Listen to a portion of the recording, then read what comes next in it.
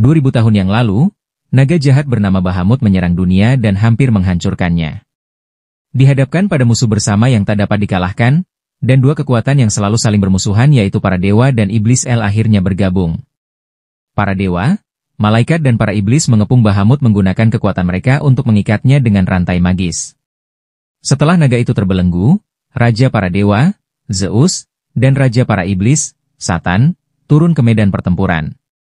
Mereka menyerang Bahamut dari dua sisi, sementara manusia yang mendukung hanya bisa menyaksikan pertempuran dahsyat itu. Bahamut menangkis serangan itu menggunakan sayapnya yang besar, dan setiap kali ia diserang, serpihan kekuatannya tersebar ke seluruh penjuru dunia.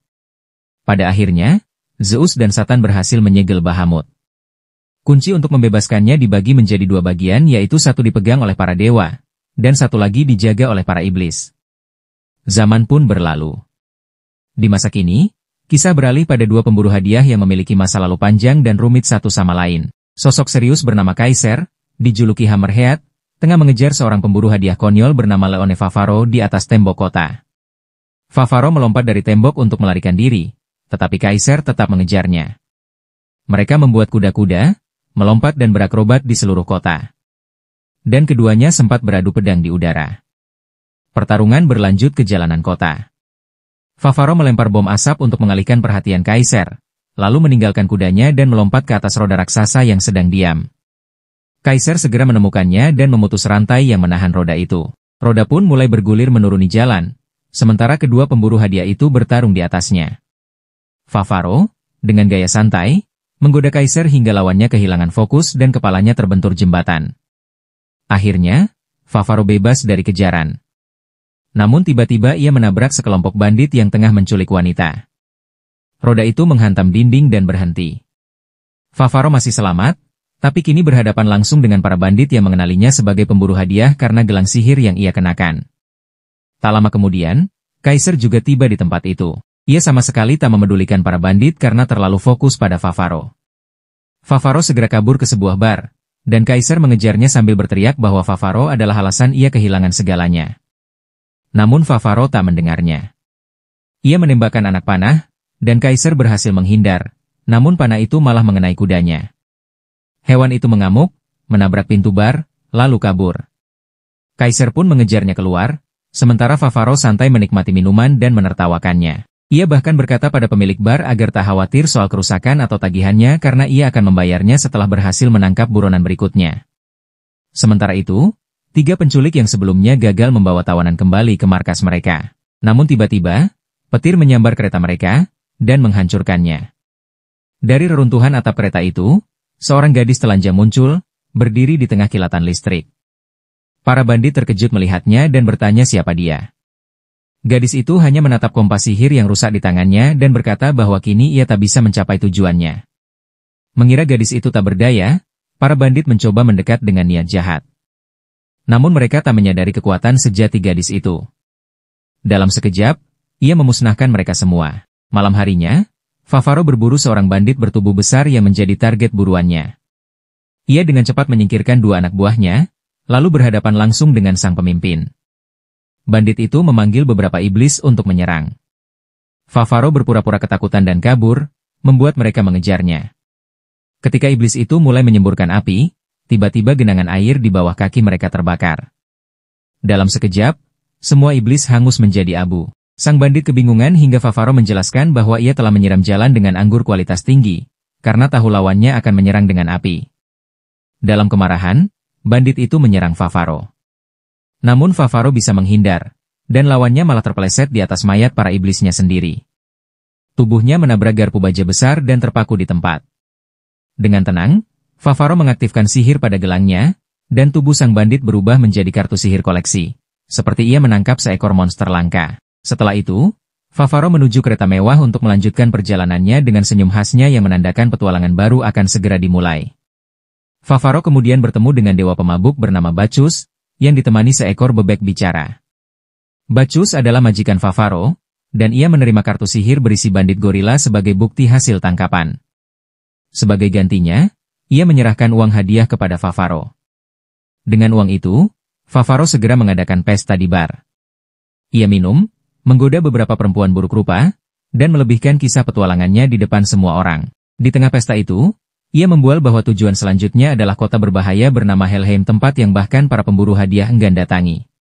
Kebetulan, gadis misterius mendengar kata Helheim saat sedang lewat di depan bar. Ia langsung bersemangat, karena itulah tempat yang ingin ia tuju. Saat mendengarnya, Favaro juga berkoar bahwa ia mengetahui jalan pintas menuju Helheim. Gadis itu berbalik dan tanpa sengaja menabrak Kaiser di jalan. Namun ia terus berjalan. Tak lama, Kaiser mendengar suara Favaro dari dalam bar dan langsung masuk dengan amarah meluap, mengingat ia kehilangan kuda kesayangannya karena dia.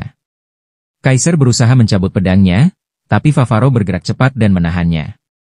Dengan gaya sok akrab, Favaro berkata bahwa mereka harus menikmati hidup selagi muda.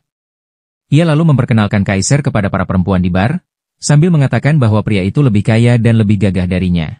Para perempuan itu pun langsung beralih mendekati Kaiser. Dan karena sifatnya yang mengaku sebagai gentleman sejati, Kaiser tak tega menolak. Favaro pun memanfaatkan momen itu untuk kabur diam-diam. Di luar bar, Favaro sedang menyiram tanaman ketika gadis misterius itu menghampirinya. Ia memperkenalkan diri sebagai Amira, lalu bertanya apakah benar Favaro tahu jalan menuju Helheim. Yang ternyata Favaro berbohong sebelumnya, jadi ia bingung harus menjawab apa. Namun, bukannya jujur, ia malah tersenyum licik dan berkata tentu aku tahu. Tapi kau harus cium aku dulu. Amira hanya menatapnya tanpa ekspresi, tidak bereaksi sama sekali, sementara Favaro perlahan mendekat berusaha mencium. Namun, momen itu tiba-tiba terhenti dan seseorang muncul menginterupsi mereka. Favaro menoleh dan melihat seorang pria aneh bertubuh besar, berwajah seperti bulan, dengan satu lengan berbentuk kait. Pria itu memperkenalkan diri sebagai kakak dari bandit gorila yang dulu dibunuh Favaro, dan kini ia datang untuk membalas. Secara cepat, pria itu memanggil iblis besar berbentuk banteng. Makhluk itu mengamuk, menghancurkan bangunan di sekitarnya. Favaro segera menarik Amira menjauh untuk mencari tempat aman, lalu menghunus pedangnya. Ia berlari menantang iblis itu, menghindari setiap serangan dengan kelincahan luar biasa. Iblis banteng itu menyerang tanpa henti, tapi Favaro terus menghindar. Ia berhasil meloncat ke atas kepala sang iblis dan menusukkan pedangnya ke tengkorak makhluk itu. Namun kekuatan iblis banteng terlalu besar dan makhluk itu melemparkan Favaro jauh ke udara, membuatnya kehilangan keseimbangan dan terhempas keras ke tanah. Favaro pun kehilangan pedangnya akibat itu. Saat ia berusaha bangkit, tiba-tiba Amira berdiri di antara dirinya dan iblis raksasa itu. Favaro berteriak agar ia menjauh, tapi Amira menatapnya tenang dan berkata tenang aku akan melindungimu. Mata Amira berubah merah menyala, dan bayangan gelap mulai muncul dari bawah kakinya. Ia berlari ke arah iblis banteng itu, tepat ketika makhluk itu menghantamnya dengan tinju raksasa. Dalam waktu yang sama, gelang sihir Favaro memancarkan cahaya merah terang pertanda munculnya kekuatan iblis tingkat tinggi di dekatnya. Dari dalam bayangan itu, Amira berubah wujud menjadi iblis agung. Dengan satu gerakan jari, ia menumbangkan iblis banteng, lalu menghancurkannya dengan beberapa pukulan dahsyat. Dalam hitungan detik, makhluk itu roboh tanpa perlawanan. Sementara itu, Favaro menemukan kembali pedangnya. Ia segera menebas si pria berbadan besar itu dan mengaktifkan gelang sihirnya untuk mengubah tubuh lawannya menjadi kartu sihir koleksi. Para gadis yang bersama bandit itu melarikan diri karena takut tertimpa tubuh raksasa iblis banteng yang jatuh tepat di atas mereka. Favaro nyaris tertimpa, tapi berhasil melompat ke samping. Kemudian bangunan dan furnitur di sekitarnya runtuh menimpa iblis itu. Saat debu mereda, Amira kembali berjalan ke arahnya, tubuhnya kembali ke wujud manusia biasa. Favaro hanya bisa menatap, tak yakin dengan apa yang terjadi. Ia mulai berpikir mungkin semua itu hanya karena mabuk. Tapi sebelum sempat berbicara, Amira tiba-tiba mencium bibirnya seperti yang diminta Favaro sebelumnya. Sesaat kemudian, pandangannya menggelap. Favaro mendapati dirinya terjatuh ke dalam samudera kegelapan tanpa batas. Tiba-tiba, tanah di bawahnya retak, memperlihatkan reruntuhan kota yang hangus di bawah sana. Dari celah api muncul sosok raksasa, naga jahat Bahamut, yang pernah menghancurkan dunia 2000 tahun lalu. Naga itu membuka rahangnya yang besar, berusaha menelannya. Namun tepat sebelum itu terjadi, Favaro terbangun dengan napas tersengal, tubuhnya basah oleh keringat dingin. Ia pun pergi ke bar. Seorang perempuan buruk rupa lalu menepuk bahunya dan berkata, "Kau pingsan di depan bar semalam. Jadi aku membawamu masuk." Favaro tertawa kecil, mengira semua yang terjadi hanyalah mimpi. Perempuan itu lalu menyuruhnya mandi. Ia pun mulai melepaskan pakaiannya, sementara wanita itu menatapnya. Tapi ketika Favaro menurunkan celananya, ekspresi wanita itu berubah menjadi kaget. Favaro kebingungan. Namun saat ia melihat pantulan dirinya di cermin, matanya membelalak bahwa dari tubuhnya menjulur ekor iblis berwarna gelap. Ia berusaha meyakinkan diri bahwa ini hanya mimpi, tapi ketakutannya nyata. Ia bahkan mencoba memotong ekor itu, tapi tak bisa dipisahkan. Dalam kekalutan, ia terjatuh ke lantai dengan posisi terbalik. Tepat saat itu, Amira masuk ke kamarnya. Ia menatap Favaro santai dan berkata, "Sekarang, tunjukkan padaku jalan menuju Helheim. Kau sudah menepati syarat ciuman itu kan?" Favaro pun menatapnya bingung, dan Amira menjelaskan dengan nada tenang, bahwa aku memberimu kutukan. Ekor itu adalah tanda bahwa kau terikat denganku. Jika kau menuntunku ke Helheim, aku akan menghapus kutukan itu. Favaro terdiam, dan tersenyum. Yang kemudian kabur keluar kamar, berlari. Ia tahu gadis itu bukan manusia biasa, dan makin lama bersamanya hanya akan membawa masalah besar. Namun ketika di jalan, ia melihat Kaisar datang bersama perempuan dari bar sedang mencarinya. Favaro panik. Ia pun berpakaian seadanya, lalu melompat keluar jendela. Sayangnya, lubangnya terlalu sempit, membuatnya menyangkut yang akhirnya jatuh di jalanan. Sebelum ia sempat bangkit, Amira melompat dari atas dan menimpa tubuhnya, lalu berkata di mana jalan menuju Helheim. Favaro pun mengaku bahwa ia tidak tahu, tapi Amira mengira ia berbohong dan menamparnya keras. Di saat yang sama, Kaisar muncul di jendela dan melihat mereka. Begitu Favaro sadar keberadaan lawannya itu, ia langsung menaiki kudanya dan kabur bersama Amira. Namun sebelum pergi, Kaisar melihat sesuatu yang membuatnya terpaku, yaitu ekor iblis di tubuh Favaro. Kaisar membeku. Ia mulai percaya bahwa Favaro selama ini adalah iblis yang menyamar, dan pengkhianatan masa lalunya mungkin bagian dari tipu daya iblis itu. Tak lama, pasukan kesatria kerajaan tiba di kota. Kapten mereka menyampaikan bahwa mereka datang atas perintah Santo Jane untuk menangkap iblis dalam wujud manusia. Kapten bertanya pada Kaisar apakah ia tahu sesuatu. Dan Kaisar menjawab bahwa ia tahu. Ia pun menunduk dan berkata menangkap iblis itu adalah misi hidupku. Sebagai seorang ksatria, aku sendiri yang akan membawanya ke pengadilan. Lalu seorang ksatria lain menertawakannya, lalu memukulnya hingga jatuh. Dan menyuruh berhentilah berpura-pura jadi ksatria. Kata-kata itu menghantam hati Kaisar yang seketika, ingatan kelam dari masa lalunya kembali muncul. Yaitu masa ketika kehormatannya sebagai ksatria direnggut dan dipermalukan. Bahwa ayah Kaisar dieksekusi di masa lalu, dan sejak saat itu ia percaya bahwa Favaro lah yang bertanggung jawab atas kematian ayahnya. Meskipun bawahannya bersikap kasar, Kapten para ksatria melihat tekad Kaisar untuk menangkap musuhnya sebagai kekuatan yang akan membuatnya lebih tangguh. Ia pun percaya bahwa tekad tersebut akan membawanya pada keadilan. Sementara itu, Favaro dan Amira telah meninggalkan kota. Di sepanjang perjalanan, Favaro menjelaskan bahwa perjalanan ke Helheim akan memakan waktu dan biaya besar, sehingga ia harus mengumpulkan hadiah buruan terlebih dahulu. Kali ini, targetnya adalah iblis bertubuh kambing. Favaro pun menemukan iblis itu sedang berakting seperti hewan peliharaan. Tanpa diduga, iblis kambing itu menyerangnya, menghancurkan dinding, dan melemparkan pedangnya. Favaro berhasil menghindar dan bersiap untuk melawan meskipun lawannya jauh lebih kuat. Ia menyuruh Amira untuk tetap di belakang, tetapi gadis itu justru melompat maju, berubah ke wujud iblisnya, dan dengan mudah menebas sang iblis kambing. Lalu menghajarnya dan melemparkannya ke arah pedang yang tertancap di tanah. Ia pun membelah tubuh iblis itu menjadi dua. Tubuh Favaro pun berlumuran cairan lengket dari makhluk tersebut. Saat itulah ia menyadari bahwa kejadian malam sebelumnya bukanlah mimpi. Bahwa Amira iblis kuat yang harus ia waspadai. Kemudian, Favaro kembali untuk menyerahkan buruannya. Sementara itu, Amira memandangi seekor bebek yang bisa berbicara, berkomentar bahwa hewan itu terlihat lezat. Setelah menerima hadiah mereka, keduanya keluar dari kereta dan membeli pakaian baru untuk Amira. Malamnya, mereka makan malam bersama.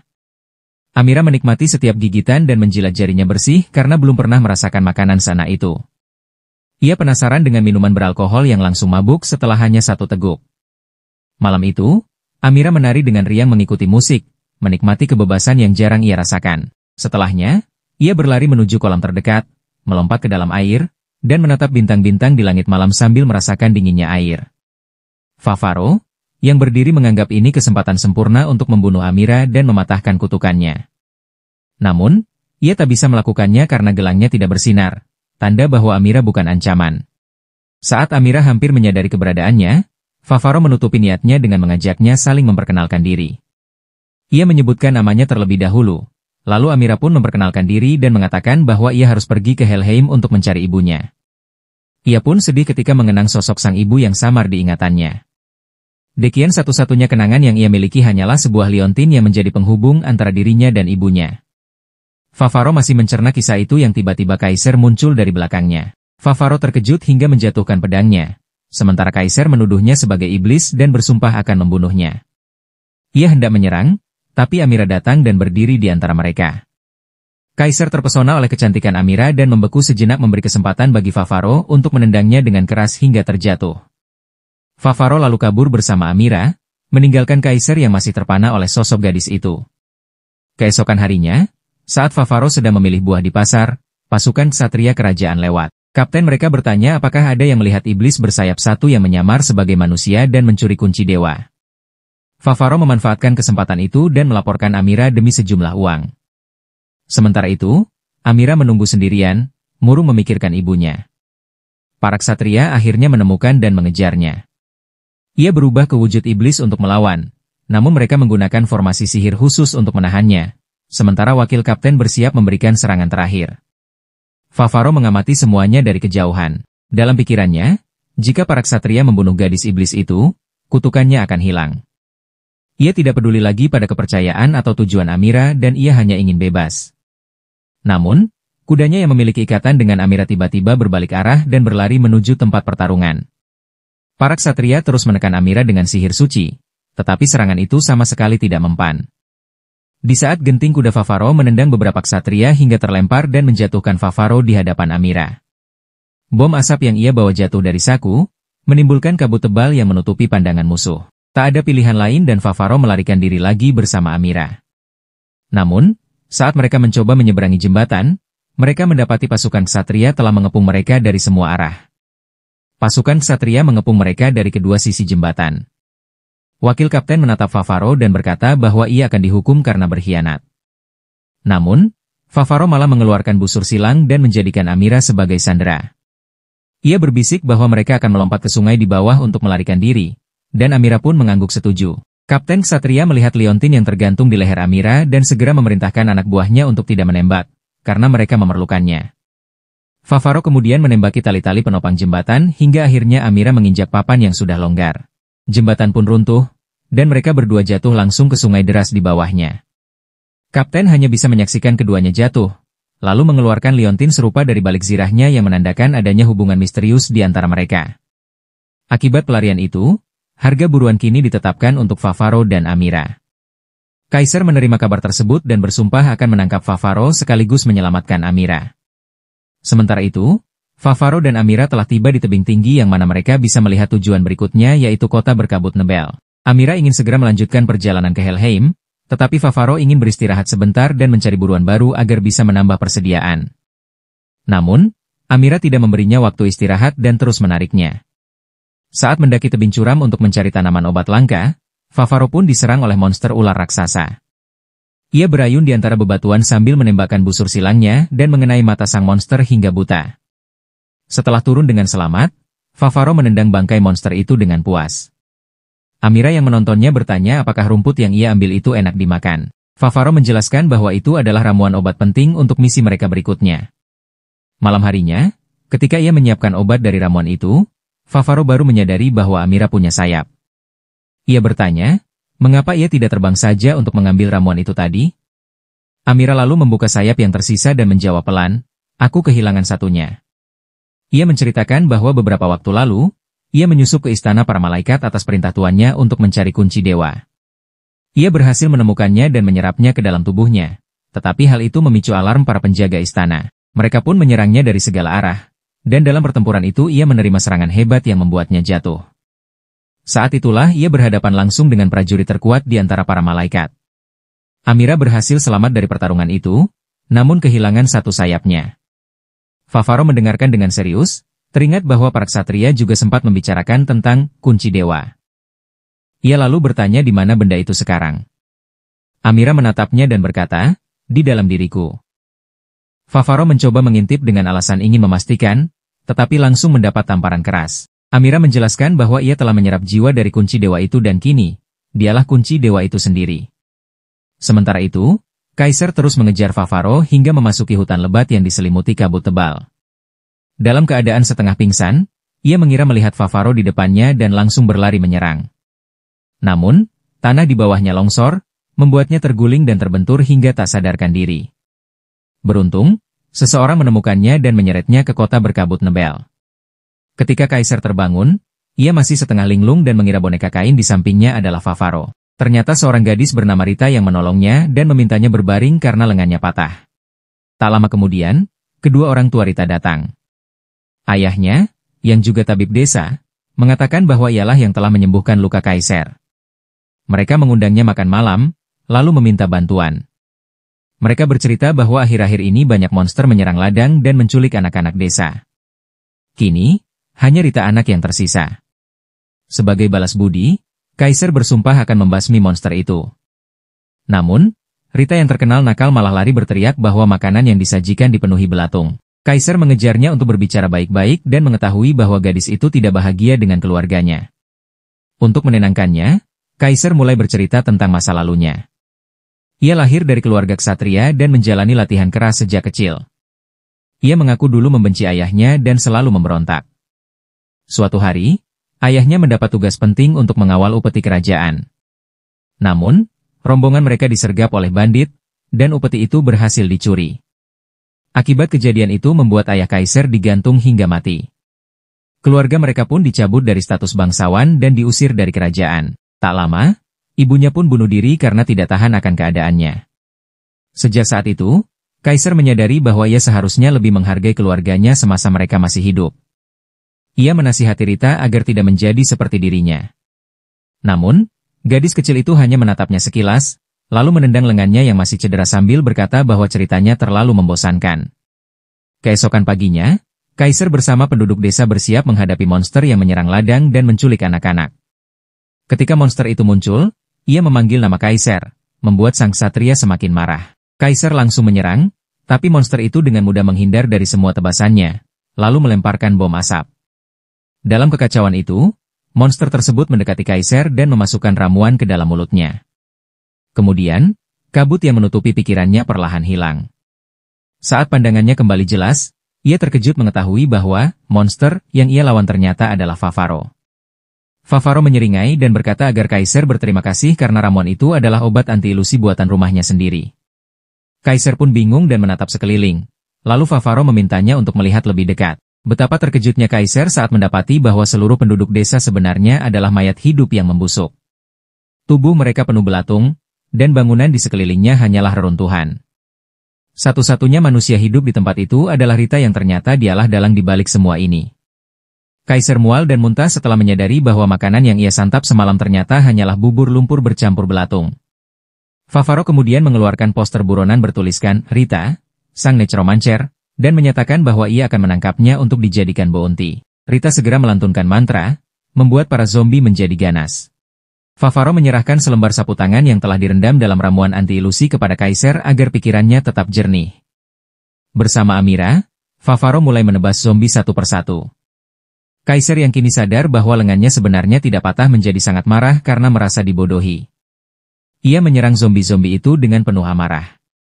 Ketika ia melihat dua zombie yang ternyata adalah orang tua Rita, ia langsung menyerang mereka. Tetapi Rita berteriak menghentikannya karena mereka dulu adalah orang tuanya. Kaiser ragu, namun tiba-tiba ibu zombie itu menggigit Rita, dan ayahnya juga hampir melakukan hal yang sama.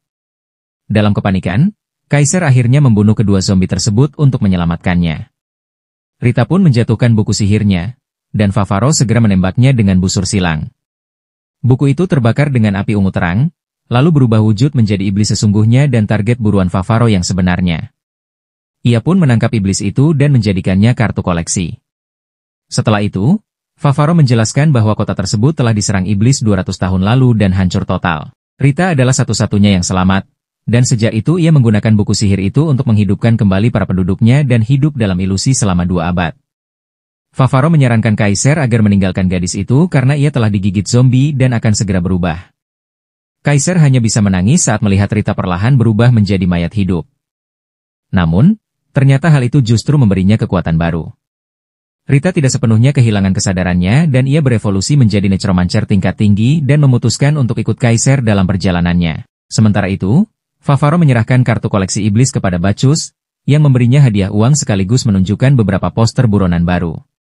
Favaro terkejut melihat wajahnya dan Amira ada di daftar buronan, lalu merobek poster-poster itu dengan marah. Bacchus hanya tertawa dan berkata bahwa jika Favaro benar-benar menuju ke Helheim, ia bisa memberitahukan jalannya asal Favaro mau membawakan sebotol minuman dari sana. Keesokan harinya, Favaro dan Amira tiba di kota pelabuhan. Amira tampak terpesona dengan berbagai ikan di pasar, tetapi juga marah karena Favaro tidak pernah memberitahunya bahwa mereka harus menyeberangi laut untuk mencapai Helheim. Favaro sendiri baru mengetahuinya kemarin dari Bacchus, jadi ia berbohong dan mengatakan bahwa ia baru teringat jalan pintas yang melibatkan perjalanan dengan kapal. Ia mulai bertanya kepada para pelaut, menanyakan apakah ada kapal yang menuju ke Helheim, namun tak ada satupun yang tahu. Kecurigaan Amira terhadap Favaro semakin besar. Saat gadis itu sibuk mengamati seafood mentah, Favaro dihampiri oleh seorang lelaki tua bungkuk yang tampak mencurigakan. Lelaki itu mengatakan bahwa ia bisa membawa mereka ke Helheim. Favaro merasa lega mendengarnya dan tanpa menyadari bahwa gelang di tangan Favaro mulai bersinar merah, menandakan bahaya. Namun, ia tetap melangkah dengan gembira menuju kapal yang ditunjukkan oleh lelaki tua keriput itu. Sesampainya di sana, ia mendapati kapal tersebut sudah sangat rapuh dan usang seolah satu gelombang besar saja bisa menghancurkannya menjadi ribuan serpihan. Favaro ragu apakah kapal seperti ini bisa membawa mereka. Lelaki kecil itu kemudian menunjuk ke arah kapten kapal. Saat kapten berbalik, ia menatap Favaro dalam diam. Beberapa detik kemudian, keduanya saling mengenali dan bergegas mendekat dengan antusias yang ternyata diikuti dengan adu pukul dan tendangan, menandakan bahwa mereka memiliki sejarah yang cukup panjang di masa lalu. Setelah menyapa satu sama lain, mereka akhirnya naik ke kapal dan mulai berlayar. Sang kapten, Amon, berkata bahwa sudah 3 tahun sejak mereka terakhir bertemu. Ia bertanya pada Favaro apa yang sedang ia lakukan sekarang. Begitu tahu bahwa Favaro kini menjadi seorang pemburu buronan, Amon tampak tidak senang dan bertanya kenapa ia tidak mengikuti jejak ayahnya menjadi kepala bandit. Favaro teringat pada ayahnya yang seorang bandit dengan mencuri dan mengambil dari orang kaya untuk membantu yang miskin. Namun, meski begitu, Favaro tidak ingin menjadi pencuri terhormat seperti ayahnya. Ia lebih suka bekerja sendirian dan menjalankan urusannya tanpa aturan siapapun. Amon kemudian bertanya tentang gadis yang bersamanya. Favaro hanya menjawab singkat bahwa itu cerita panjang. Sementara itu, Kaiser dan Rita juga telah tiba di kota pelabuhan, mencari keberadaan Favaro. Rita bertanya kenapa Kaiser begitu membencinya.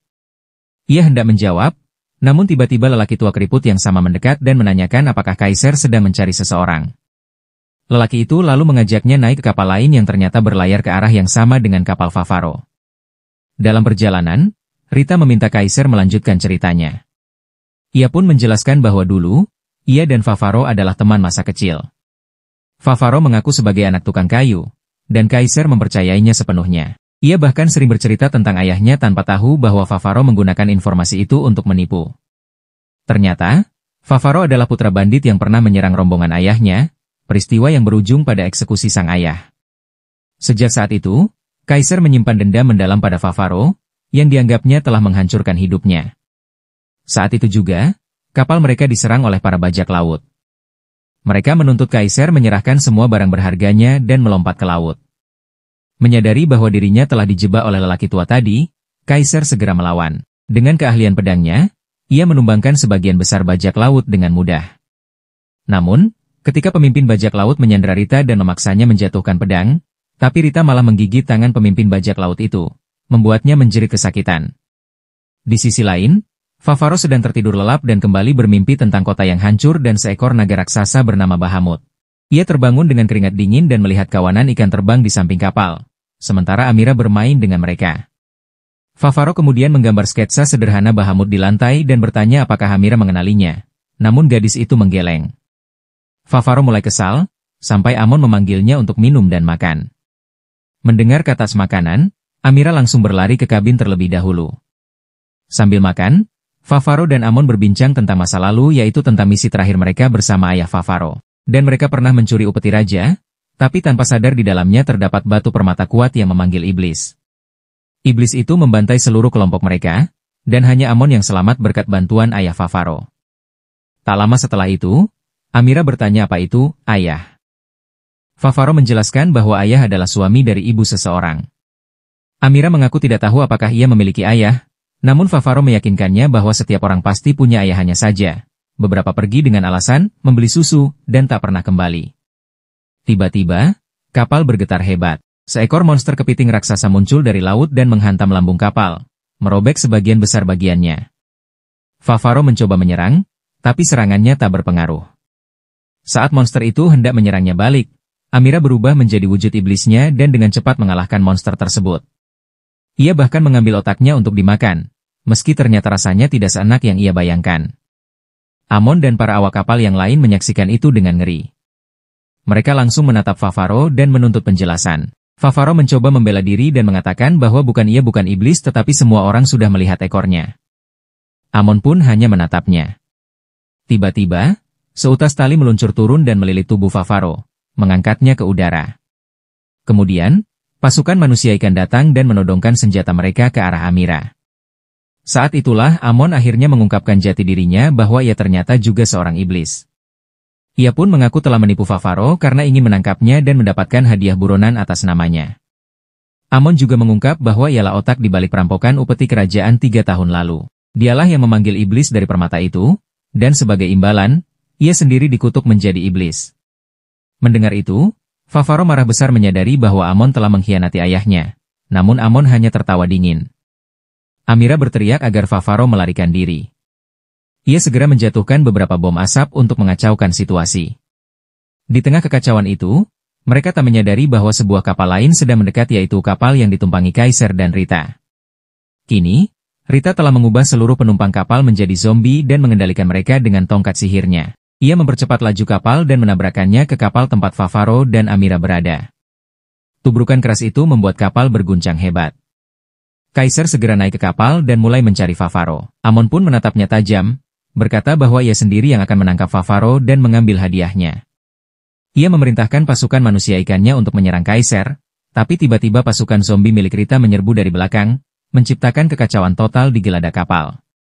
Favaro dan Amira hanya bisa menyaksikan pertempuran itu dari atas tiang tali. Tak lama kemudian, Amon mengejar mereka ke atas. Favaro maju untuk melawannya, dan keduanya beradu pedang dengan sengit.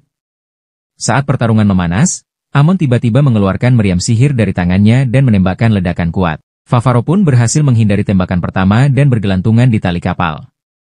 Amon hendak menembak lagi, namun Favaro justru menembak roda kemudi kapal. Kapal langsung kehilangan kendali, dan Amon kehilangan keseimbangan, ia pun jatuh dari tali, dan pada saat itu seekor monster kepiting raksasa muncul dari laut dan menelannya bulat-bulat. Kaiser akhirnya naik ke atas kapal dan langsung menarik pedangnya untuk menghadapi Favaro.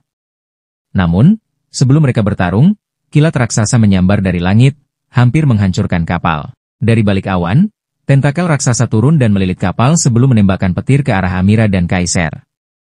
Favaro hanya bisa menatap ngeri ketika tentakel itu mencengkera mereka dan membawa keduanya terbang tinggi ke langit. Mereka akhirnya dibawa ke sebuah kastel mengerikan yang berdiri di atas kepala seekor makhluk iblis raksasa. Di dalamnya, 3 iblis mengawasi para tawanan mereka. Sasaran utama mereka sebenarnya adalah Amira, sementara Kaiser hanyalah korban tambahan. Namun, pemimpin para iblis itu tampak ingin bersenang-senang dengan keduanya terlebih dahulu. Favaro, yang masih bingung, tiba-tiba ditendang oleh Rita agar kembali fokus. Ia memberitahunya bahwa monster yang baru saja muncul itu adalah kastel terbang milik malaikat jatuh Azazel. Favaro panik dan berkata bahwa mereka harus segera melarikan diri dari Azazel, tapi Rita justru berencana untuk mengejarnya dan menyelamatkan Kaiser.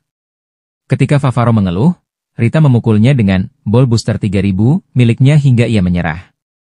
Akhirnya, Favaro setuju untuk membantunya. Mereka menurunkan perahu kecil dan mulai mengejar kastel terbang Azazel. Dalam perjalanan, Favaro mengunyah buah sambil bergumam bahwa Amira adalah iblis yang telah mengutuknya, sedangkan Kaiser bertekad untuk membunuhnya. Jadi, ia tidak terlalu peduli jika keduanya mati. Namun, Rita hanya menatapnya dingin tanpa berkata apapun, membuat Favaro kesal. Tak lama kemudian, mereka tiba di sebuah kota pelabuhan tempat Bacchus dan Bebek berbicaranya berada. Rita dan Favaro langsung menyandera mereka dan menuntut agar Bacchus menyerahkan keretanya. Namun, Bacchus menolak dan memperingatkan mereka untuk tidak meremehkan seorang dewa. Ia berkata bahwa setiap orang yang ingin diantarnya harus membayar harga yang setimpal. Ia menatap Favaro dan bertanya apakah ia siap menanggungnya.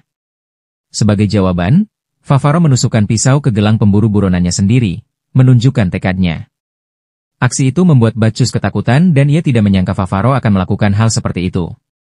Akhirnya, ia setuju membawa mereka menggunakan kereta terbang miliknya.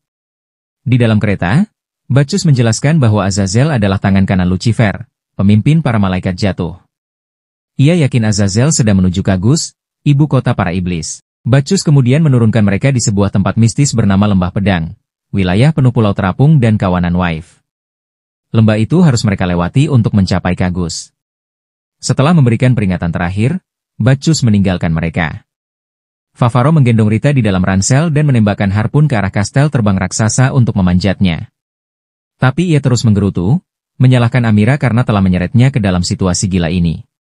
Malaikat jatuh Azazel sedang mengawasi Amira yang disiksa oleh iblis raksasa berbulu di ruang penyiksaan. Iblis itu mencambuknya berulang kali sambil menuntut agar Amira mengaku siapa yang memerintahkannya mencuri kunci dewa. Namun Amira tetap diam. Kaiser berteriak agar mereka berhenti, tapi tidak ada yang mendengarkan. Setelah beberapa saat, Amira akhirnya pingsan karena tidak tahan terhadap siksaan itu.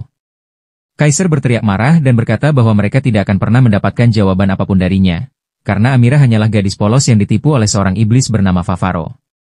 Ucapan itu membuat seluruh ruangan pecah dalam tawa. Azazel menatapnya dengan geli lalu berkata bahwa tampaknya Kaiser tidak tahu apa-apa.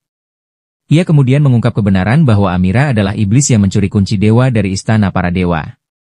Mereka hanya ingin tahu siapa dalang di balik aksinya, karena mustahil ia melakukan sendirian. Namun Kaiser tetap bersikeras bahwa orang yang mungkin menipunya hanyalah Favaro. Mendengar nama itu, para iblis tertawa lebih lagi karena mereka belum pernah mendengar nama tersebut. Tapi Kaiser terus berbicara, menceritakan bahwa Favaro dulunya adalah sahabatnya. Ia kemudian mengkhianatinya dan menjadi penyebab kematian ayahnya, yang membuat keluarganya jatuh dari status bangsawan. Mendengar kisah itu, Azazel tampak terkejut, lalu tertawa pelan. Ia ternyata mengenal nama ayah Kaiser dan ayah Favaro. Situasi itu membuatnya semakin terhibur. Sebelum pergi, ia mengejek Kaiser mengatakan bahwa ia tidak akan pernah menjadi siapa-siapa sama seperti ayahnya.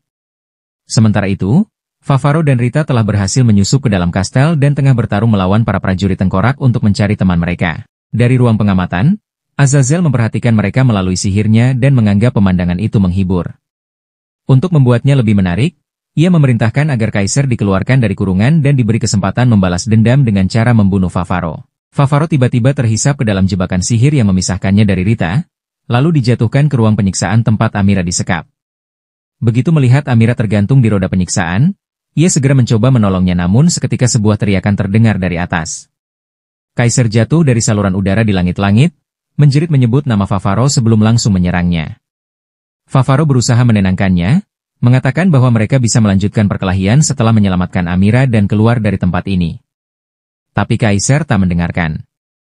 Ia terus menyerang dengan amarah yang membara. Favaro pun kehilangan pedangnya dan mengambil senjata lain dari ruang itu. Namun Kaiser tetap unggul. Dengan teknik khususnya, ia memutar tubuh Favaro di udara dan menghantamkannya ke lantai. Air mata menetes dari matanya saat ia menuding Favaro sebagai penyebab semuanya. Ketika pedangnya hampir menghantam Favaro, sebuah tinju terbang menghantam wajah Kaiser dan membuatnya terpental ke belakang.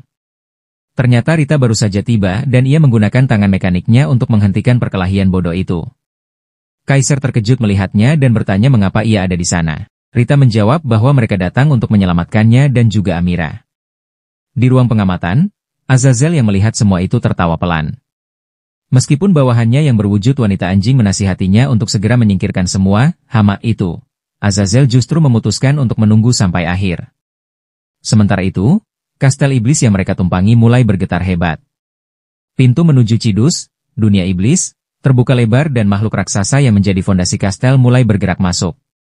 Namun tiba-tiba, salah satu batu melayang yang dipenuhi inskripsi sihir hancur berantakan. Akibatnya, gerbang sihir itu lenyap memutus kepala makhluk iblis raksasa tersebut dan mengguncang seluruh kastel. Kekacauan pun terjadi. Semua iblis kebingungan atas apa yang terjadi. Tak lama kemudian, pelayan Azazel datang melapor bahwa pasukan kesatria kerajaan telah menyerang. Di antara mereka, Jin, sang komandan pasukan, memimpin langsung serangan itu bersama Kapten Kesatria yang sebelumnya gagal menangkap Favaro.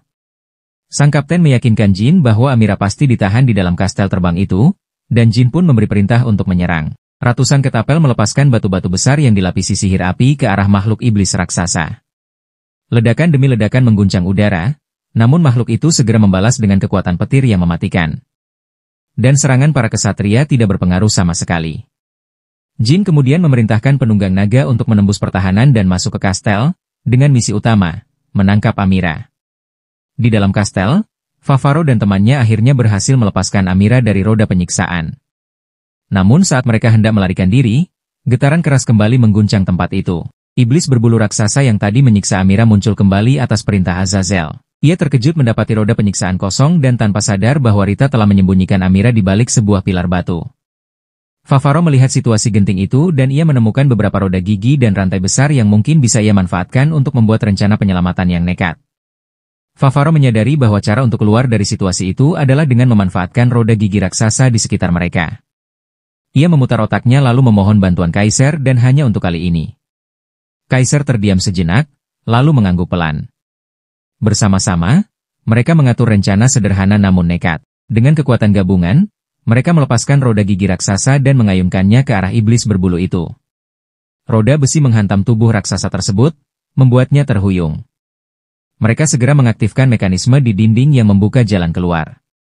Saat lift sihir mulai naik, Favaro melompat dan menembakkan panah tepat ke mata iblis itu. Makhluk itu meraung keras sebelum sebuah roda gigi lain jatuh dari langit-langit dan menghancurkannya sepenuhnya.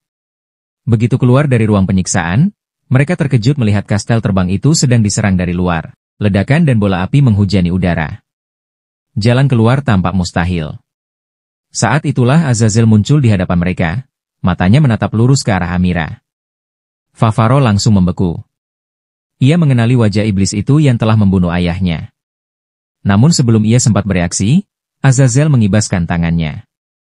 Angin hitam menghempaskan Favaro dan temannya menjauh, meninggalkan hanya dirinya dan Amira di tengah reruntuhan. Azazel mendekat perlahan.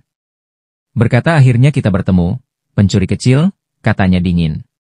Namun saat ujung jarinya hampir menyentuh Amira, tubuh gadis itu bergetar hebat. Seketika, api biru menyala dari dalam dirinya, meledak menjadi bola energi yang menghantam Azazel dan melemparkannya jauh ke belakang. Api biru itu kemudian membentuk wujud seperti penjaga roh, dan mata Azazel melebar. Ia akhirnya sadar siapa sosok yang melindungi Amira. Dengan cepat, ia membuka portal bayangan dan menghilang dari tempat itu. Beberapa saat kemudian, seekor waif mati jatuh di belakang Favaro dan temannya.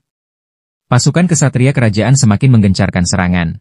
Bahkan Jin, sang komandan suci, ikut bertempur menggunakan kekuatan ilahi yang dianugerahkan oleh para dewa. Meski begitu, semuanya berhasil melarikan diri dengan menunggangi waif mati yang telah dihidupkan kembali oleh Rita sebagai zombie wife. Mereka terbang menjauh dari pertempuran yang membara di bawah mereka. Namun keadaan Amira semakin memburuk. Racun dari Azazel membuatnya demam tinggi dan linglung. Dalam kondisi setengah sadar, ia terus menggumam, mengingat kata-kata gurunya, penuhi takdirmu, dan kau akan bertemu ibumu di Helheim. Amira berbisik lemah, memohon agar Favaro membawanya ke Helheim. Sayangnya, keinginan itu sulit terwujud. Pasukan kesatria kerajaan telah mengepung mereka di udara. Mereka tertangkap dan dibawa ke ibu kota kerajaan, dibelenggu tanpa senjata. Di dalam kereta penjara, Kaiser bertanya tentang Velang Favaro yang hilang. Favaro berpura-pura terkejut, namun Rita tanpa ragu menjawab, dia menghancurkannya untuk menyelamatkanmu dan Amira. Favaro memelototinya, kesal karena rahasianya dibongkar, lalu mengetuk dahi Rita dengan jari. Rita pun mendengus dan menyuruh Kaiser membalas dendam sekarang juga.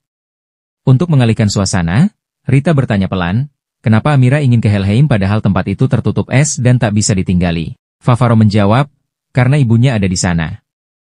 Itu saja yang dia katakan. Beberapa waktu kemudian, mereka tiba di ibu kota kerajaan. Di hadapan raja, Jin mempersembahkan para tahanan.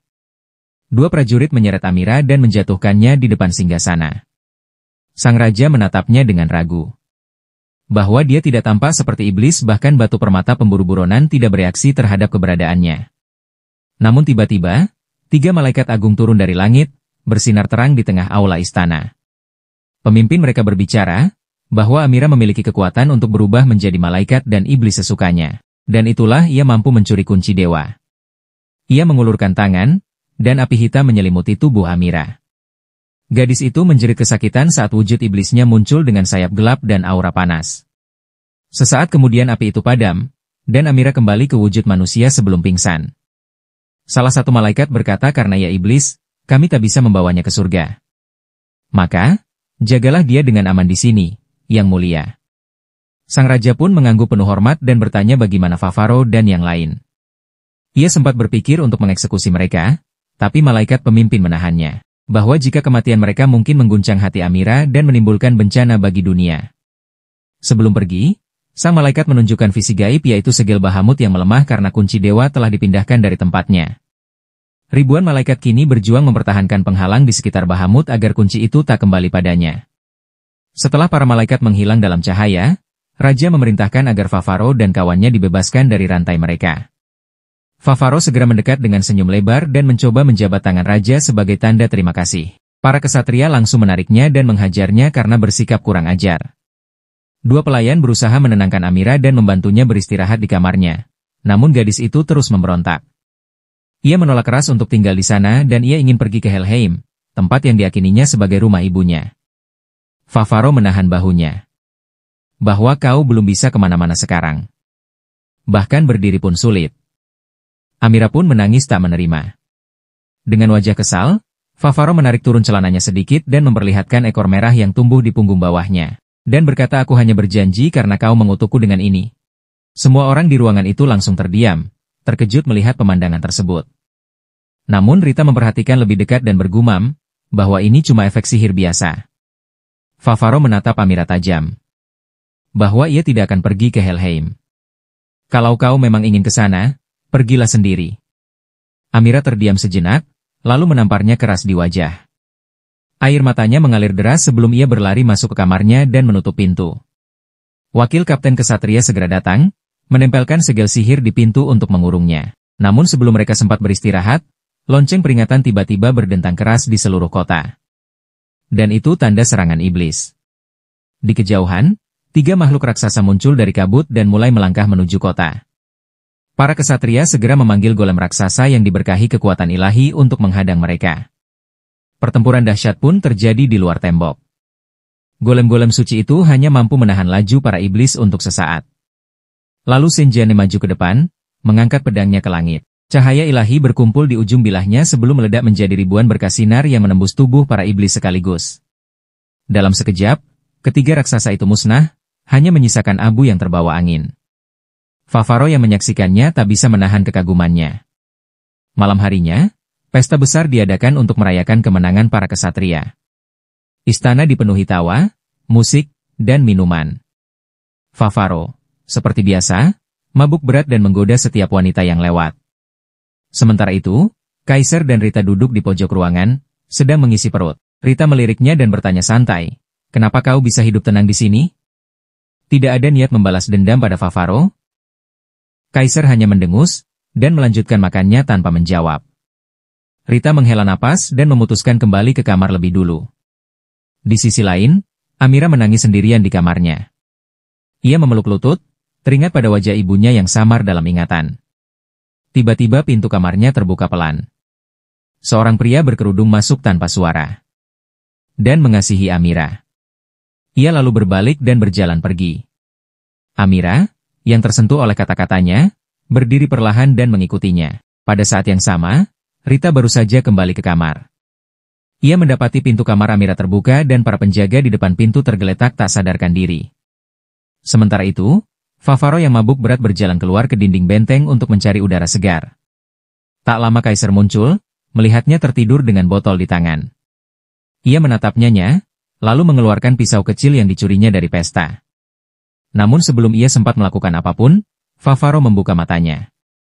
Bahwa ia tak takut diserangnya. Kaiser tertegun. Dan bertanya kenapa kau menyelamatkanku waktu itu, Favaro berdiri, menatapnya dengan wajah setengah mabuk. Bahwa ia tidak tahu, sambil mengeluarkan garpu dari balik sakunya. Kau punya pisau, aku punya garpu. Cukup adil, kan? Mereka pun terlibat duel konyol, saling menyerang tanpa niat membunuh. Namun perkelahian itu berakhir cepat saat tangan Rita melayang dari arah lain dan menampar keduanya bersamaan dan memberitahu bahwa Amira kabur. Kedua pria itu membeku seketika, menatapnya dengan wajah kaget. Sementara itu, Amira terus mengikuti pria berkerudung itu melewati lorong gelap yang diterangi obor. Mereka akhirnya tiba di sebuah aula besar dengan patung naga raksasa di tengahnya. Pria itu berhenti dan menatapnya. Dan mengatakan bahwa ia memiliki kalung yang sama. Kedua kalung mereka tiba-tiba bersinar beresonansi satu sama lain. Amira menatapnya dengan mata melebar. "Siapa kau sebenarnya?" Pria itu menyingkap tudungnya. Dan Amira terkejut melihat wajah Kapten Ksatria, orang yang selama ini dianggap sebagai pahlawan suci. "Ibumu menitipkan kalung ini padaku," katanya lembut. Amira menatapnya tak percaya. Dan bertanya, "Kalau begitu, kau ayahku?" Namun sebelum ia sempat mendekat, tubuh pria itu berpendar cahaya dan menghilang begitu saja. Amira tertegun, menatap ruang kosong di depannya dengan bingung dan sedih. Di tempat lain, Favaro dan yang lain mencari keberadaan Amira. Dalam pencarian itu, Favaro masuk ke sebuah ruangan besar yang dihiasi patung naga mengambang dan naga yang sama persis dengan yang sering muncul dalam mimpinya. Saat ia terpaku menatap patung itu, Senjane muncul dari balik pintu. Favaro langsung panik. Lalu Jane menatapnya berkata bahwa kau tertarik dengan Bahamut, bukan? Favaro berhenti di langkahnya. Jane mendekat, suaranya berubah serius. Menjelaskan bahwa itu adalah naga besar, makhluk yang lebih kuat dari para dewa dan iblis sekalipun. Dahulu, Bahamut hampir memusnahkan seluruh kehidupan di dunia ini. Namun pada akhirnya, dewa, iblis, dan manusia bersatu untuk menahannya. Ia menatap patung naga itu dengan penuh bingung. Bahwa kunci dan iblis digunakan untuk menyegel Bahamut, yang dilambangkan oleh patung itu. Ia kemudian menunjuk pada patung seorang kesatria manusia yang berdiri di atas Bahamut. Ia menjelaskan bahwa, menurut ramalan, ketika Bahamut terbangun kembali, seorang kesatria suci akan muncul dan membawa kedamaian bagi dunia. Jin mengatakan bahwa rakyat di negeri ini percaya dialah sang kesatria suci, dan ia sendiri berharap dapat memenuhi tugas agung tersebut. Namun Favaro menjawab bahwa hal itu tidak ada hubungannya dengannya, karena yang ia inginkan hanyalah wanita, minuman, dan kebebasan. Ia menegaskan bahwa dirinya hanyalah seorang pemburu buronan, bukan kesatria suci. Jin berkata bahwa dirinya dulu hanya gadis petani biasa. Setelah menerima anugerah dari para dewa, ia menyadari misi besarnya. Ia juga mengatakan bahwa takdir pasti memiliki rencana untuknya karena telah mempertemukannya dengan Amira. Kemudian, lonceng peringatan serangan iblis berdentang. Semua orang langsung siaga. Di langit, segerombolan iblis terbang mendekat, dipimpin oleh Azazel dan bawahannya yang berbulu. Dan di darat, lebih banyak iblis bermunculan, termasuk para raksasa yang pernah muncul. Pasukan pertahanan kota segera bergerak. Para pemanah dan prajurit katapel mengambil posisi, sementara para penyihir mulai melantunkan mantra. Golem dikerahkan, para penunggang naga berlandas, dan Jin memimpin pasukan kavaleri. Favaro hanya heran melihat persiapan yang luar biasa itu, yang tiba-tiba Amira melompat di sampingnya. Ia tanpa melupakan pertengkaran mereka sebelumnya dan dengan antusias mengatakan bahwa ia baru saja bertemu dengan ayahnya. Favaro terkejut tapi tak lama perut Amira berbunyi keras. Dan ia berlari mencari makanan. Favaro mengikutinya dan menemukan Amira sedang melahap apapun yang ia temukan di dapur. Lalu, Kaiser dan Rita datang. Favaro pun menceritakan kepada mereka yang baru saja dikatakan Amira. Sementara itu, di luar, pertempuran antara para kesatria dan iblis pun dimulai. Serangan gabungan katapel dan mantra sihir menghantam area musuh, mengurangi jumlah iblis di darat. Golem mencoba membantu, tetapi para iblis raksasa terlalu kuat dan dengan mudah mengalahkan mereka. Salah satu iblis menembakkan sinar energi kuat ke dinding kastil, menembusnya, dan memberi jalan bagi rekannya untuk terbang masuk. Pasukan ksatria tengkorak dan iblis lainnya dijatuhkan dari udara, dan para ksatria menghadapi mereka. Di langit, para penunggang naga berhadapan dengan monster terbang, sementara para pemanah menembakkan panah api.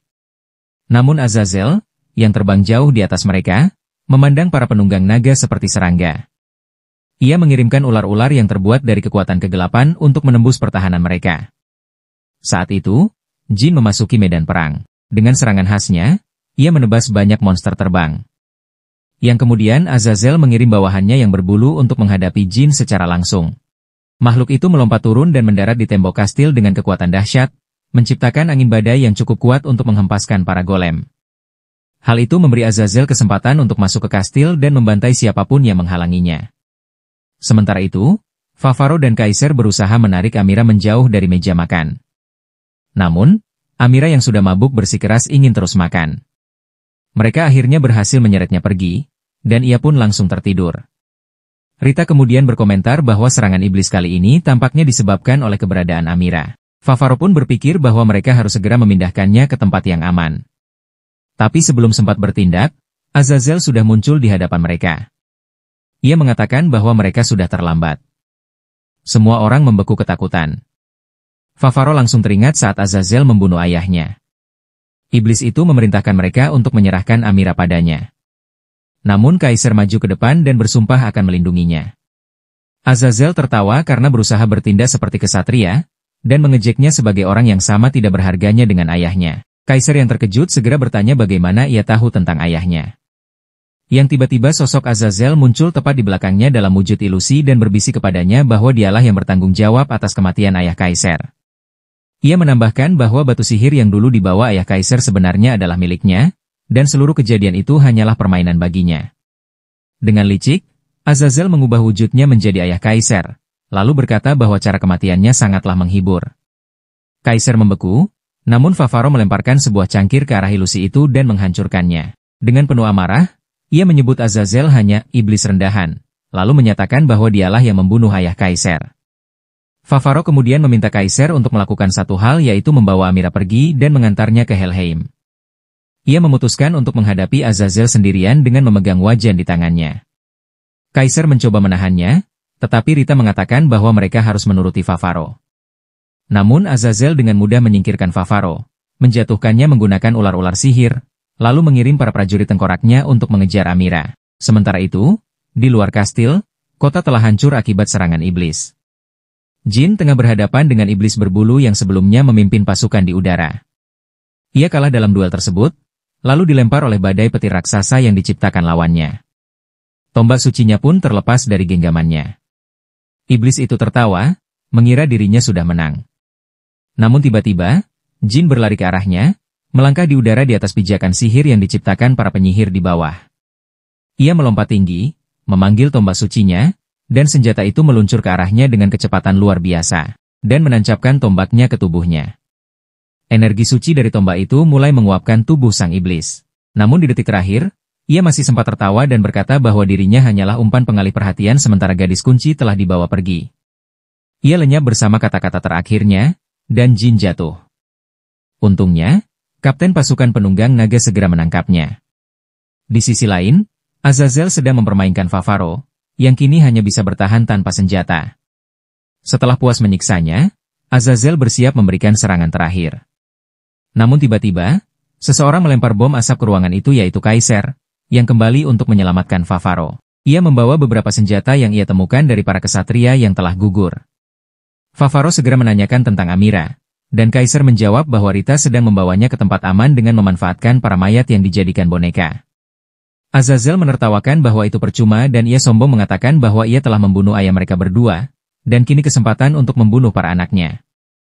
Namun Favaro menjawab tegas bahwa ia tidak hidup di masa lalu. Kematian ayahnya bukan lagi urusannya. Dan menyebutnya, iblis busuk. Ucapan itu membuat Azazel murka. Kaiser menyerang lebih dulu, tetapi tak mampu menembus pertahanan ular sihir milik Azazel. Favaro kemudian melemparkan sekantong tepung ke arah iblis itu dan membelahnya, menciptakan tirai asap tebal di ruangan. Sayangnya, Azazel dapat melihat posisi Kaiser dari cahaya merah gelangnya. Ia menghantam Kaiser hingga terlempar. Lalu, dengan cepat, Azazel muncul di belakang Favaro untuk memberikan serangan terakhir. Namun Favaro berhasil menahan serangan itu dengan ekornya. Azazel terkejut dan memberi kesempatan bagi Favaro untuk mendorongnya. Yang ternyata Kaiser langsung memanfaatkan celah tersebut untuk menyerang dari belakang. Favaro melilit leher Azazel dengan ekornya sementara Kaiser menusukkan pedangnya ke jantung sang iblis. Azazel jatuh di atas meja, darah mengucur deras. Tapi ia tidak mati karena senjata manusia biasa tidak mampu membunuh iblis sepertinya. Ia meledakkan energi dari tubuhnya, menciptakan ledakan besar yang melempar Favaro dan Kaiser keluar ruangan, lalu turun untuk menghabisi mereka berdua. Favaro kehabisan cara untuk melawan, namun Kaisar melihat kilau keemasan yang terpantul di pedangnya. Ia menyadari bahwa Jin sedang menyiapkan serangan pamungkas. Maka, untuk membantunya, Kaisar memutuskan untuk mengulur waktu. Ia berlari ke arah Azazel, menghindari serangan ular-ularnya, dan berhasil mendekat tapi Azazel dengan mudah melemparkannya. Tepat ketika Kaisar jatuh, cahaya emas muncul di belakangnya. Dalam sekejap, Azazel terkena serangan pamungkas Jin. Ia menjerit kesakitan lalu akhirnya lenyap. Kekalahan Azazel membuat pasukan iblis hancur. Dan para manusia bersorak, merayakan kemenangan mereka. Jin dipuji sebagai pahlawan yang menyelamatkan kota, meski ia juga memikirkan dua pemburu yang berperan dalam pertempuran itu. Sementara itu, Favaro berhasil menyelamatkan Kaisar agar tidak jatuh dari ketinggian. Favaro pun terbalik di udara, tergantung dengan ekornya, sambil menatap Kaisar. Ia tersenyum dan mengucapkan terima kasih padanya. Sementara itu, Amira terbangun setelah mendengar suara ayahnya memanggil.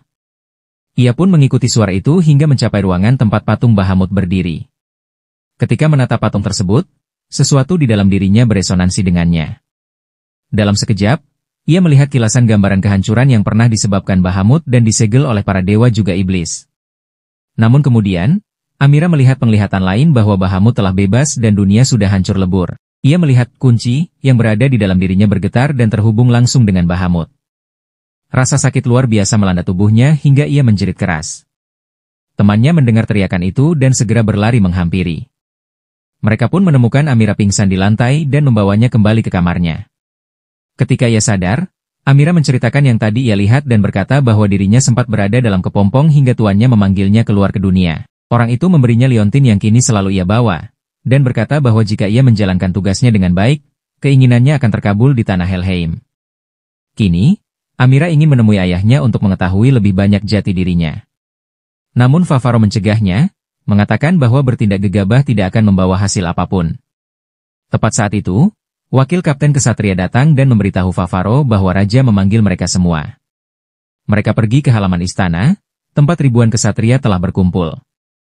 Mereka bingung apa yang sedang terjadi. Ketika Amira melihat kapten kesatria, ia langsung mencoba mendekatinya sambil berkata bahwa pria itu adalah ayahnya. Favaro menahannya, bingung dengan situasinya. Jika pria itu benar ayah Amira, berarti ia seharusnya seorang iblis. Namun Kaisar berkata bahwa kapten itu bukan iblis, karena ia pernah bertemu dengannya dan mengenal sebagai kesatria yang baik. Tak lama raja muncul dan menyambut Favaro serta Kaisar. Atas rekomendasi Jin, keduanya diberi penghargaan gelar kesatria atas keberanian mereka dalam pertempuran. Favaro terlihat tidak tertarik, menganggapnya hanya sebagai beban baru. Tapi karena Kaisar senang menerima penghargaan itu, Favaro akhirnya ikut menerimanya. Keduanya resmi diangkat menjadi kesatria, dan senjata mereka dikembalikan.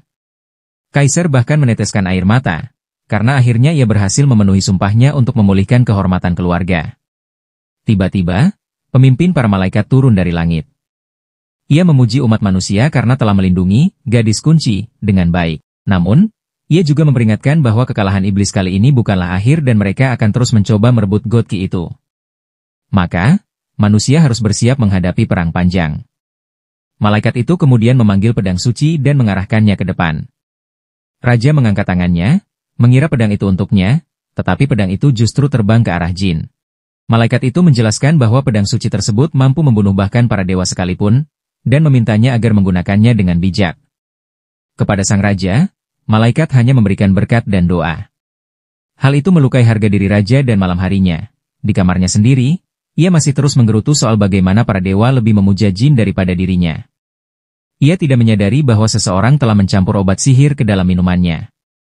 Ketika ia menuangkan minuman dan berbicara kepada potret mendiang ibunya, ia mendengar suara sang ibu memanggilnya. Ia menoleh dan melihat sosok ibunya berdiri di belakangnya.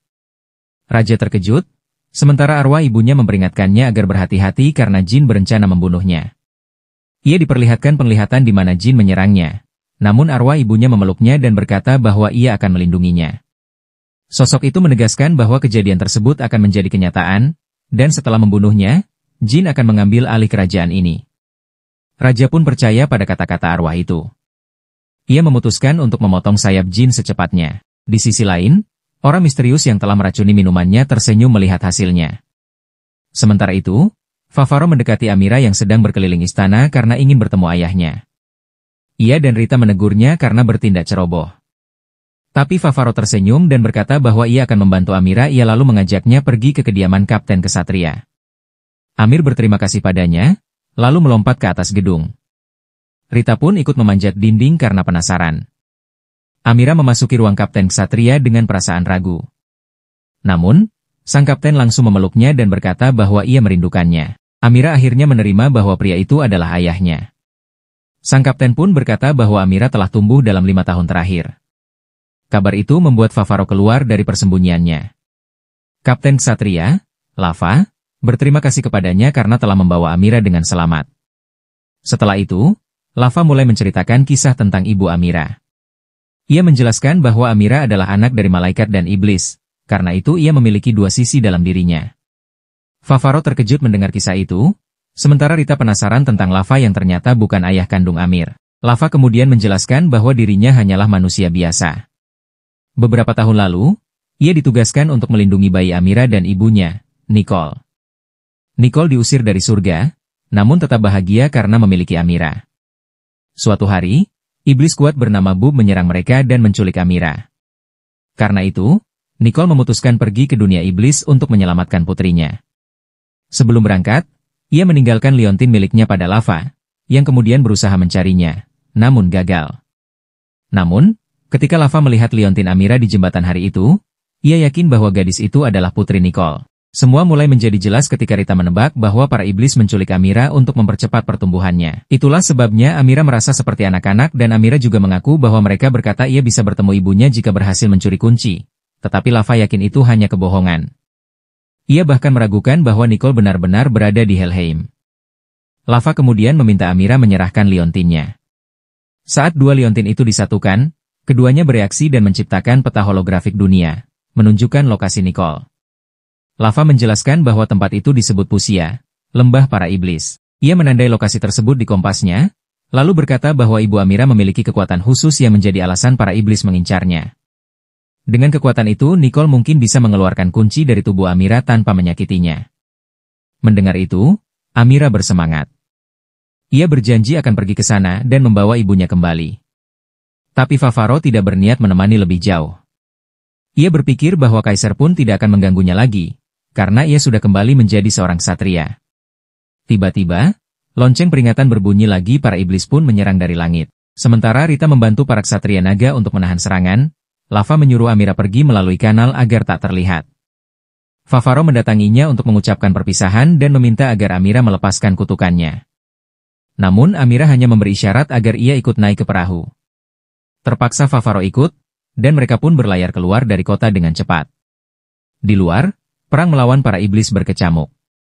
Lava mengumpulkan para ksatria dan memberitahu mereka bahwa Amira telah melarikan diri bersama Favaro. Ia memerintahkan semua orang untuk mencarinya, menegaskan bahwa mengamankan Amira adalah prioritas utama. Ia lalu memerintahkan Kaisar untuk memimpin pasukannya dan mencari Amira. Kaisar mengatakan bahwa ia belum cukup berpengalaman, tetapi Lava menjawab bahwa ia ingin Kaisar menemukan Amira lebih dulu, membantunya, dan menuntun menuju tujuannya. Lava bahkan memberikan liontin itu kepada Kaisar, serta memintanya membantu Amira menemukan ibunya. Sementara itu, di istana, wakil Kapten Ksatria memasuki ruang raja, yang tiba-tiba, baju zirahnya runtuh, memperlihatkan bahwa tubuh di dalamnya kosong. Kepalanya jatuh dan berguling di lantai. Raja menjerit ketakutan melihat kematian mengerikan itu, dan Lava segera datang untuk memeriksa keadaan.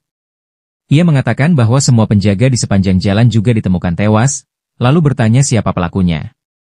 Tiba-tiba, ia melihat helaian rambut pirang di tangan wakil kapten. Raja menjerit bahwa itu pasti ulah jin.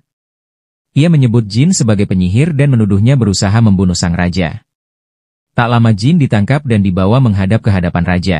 Jin berusaha membuktikan bahwa dirinya tidak bersalah, namun sang raja sama sekali tak mendengarkan. Ia memohon agar diizinkan berbicara dengan malaikat yang telah memberkatinya, tetapi sang raja berkata bahwa malaikat itu takkan datang karena telah pergi untuk mengurus urusan dengan Bahet. Raja kemudian memutuskan bahwa jin adalah seorang penyihir dan menjatuhkan hukuman mati padanya, dan keputusan itu membuat jin sangat terpukul.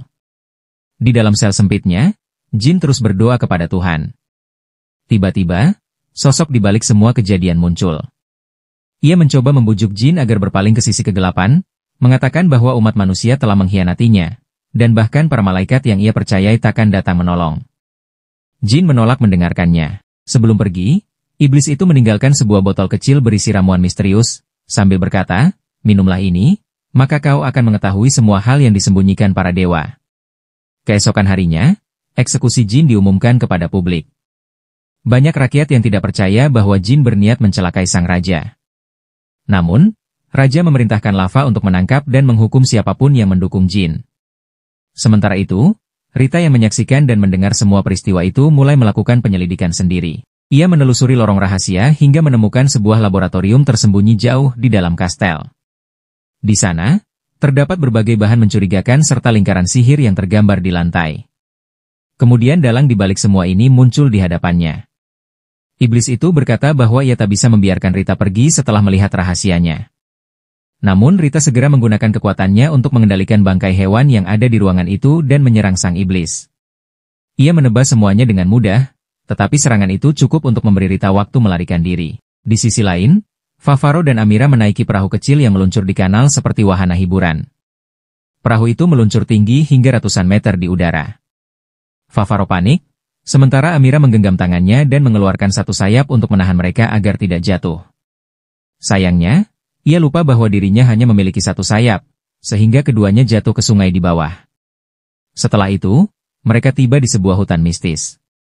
Favaro terlihat takut sementara Amira justru khawatir apakah ibunya masih mengenalinya. Favaro pun menenangkannya dan berkata bahwa ibunya pasti akan mengenalinya hanya dengan satu pelukan. Mendengar itu, Amira senang hingga memeluk Favaro. Mereka terus berjalan hingga Amira menyadari sesuatu, lalu berlari dan menebas musuh tak kasat mata yang hendak membunuh Favaro. Favaro terkejut, tapi Amira memperingatkan bahwa masih ada lebih banyak musuh di sekitar. Beberapa saat kemudian, para prajurit yang bersembunyi menampakkan diri, dan pemimpin mereka pun muncul. Ternyata itu adalah pasukan bayaran yang dipimpin oleh Kaisar. Kaisar memerintahkan Favaro untuk menyerahkan Amira kepadanya. Tanpa peringatan, ia menyerang dan menghancurkan pedang Favaro.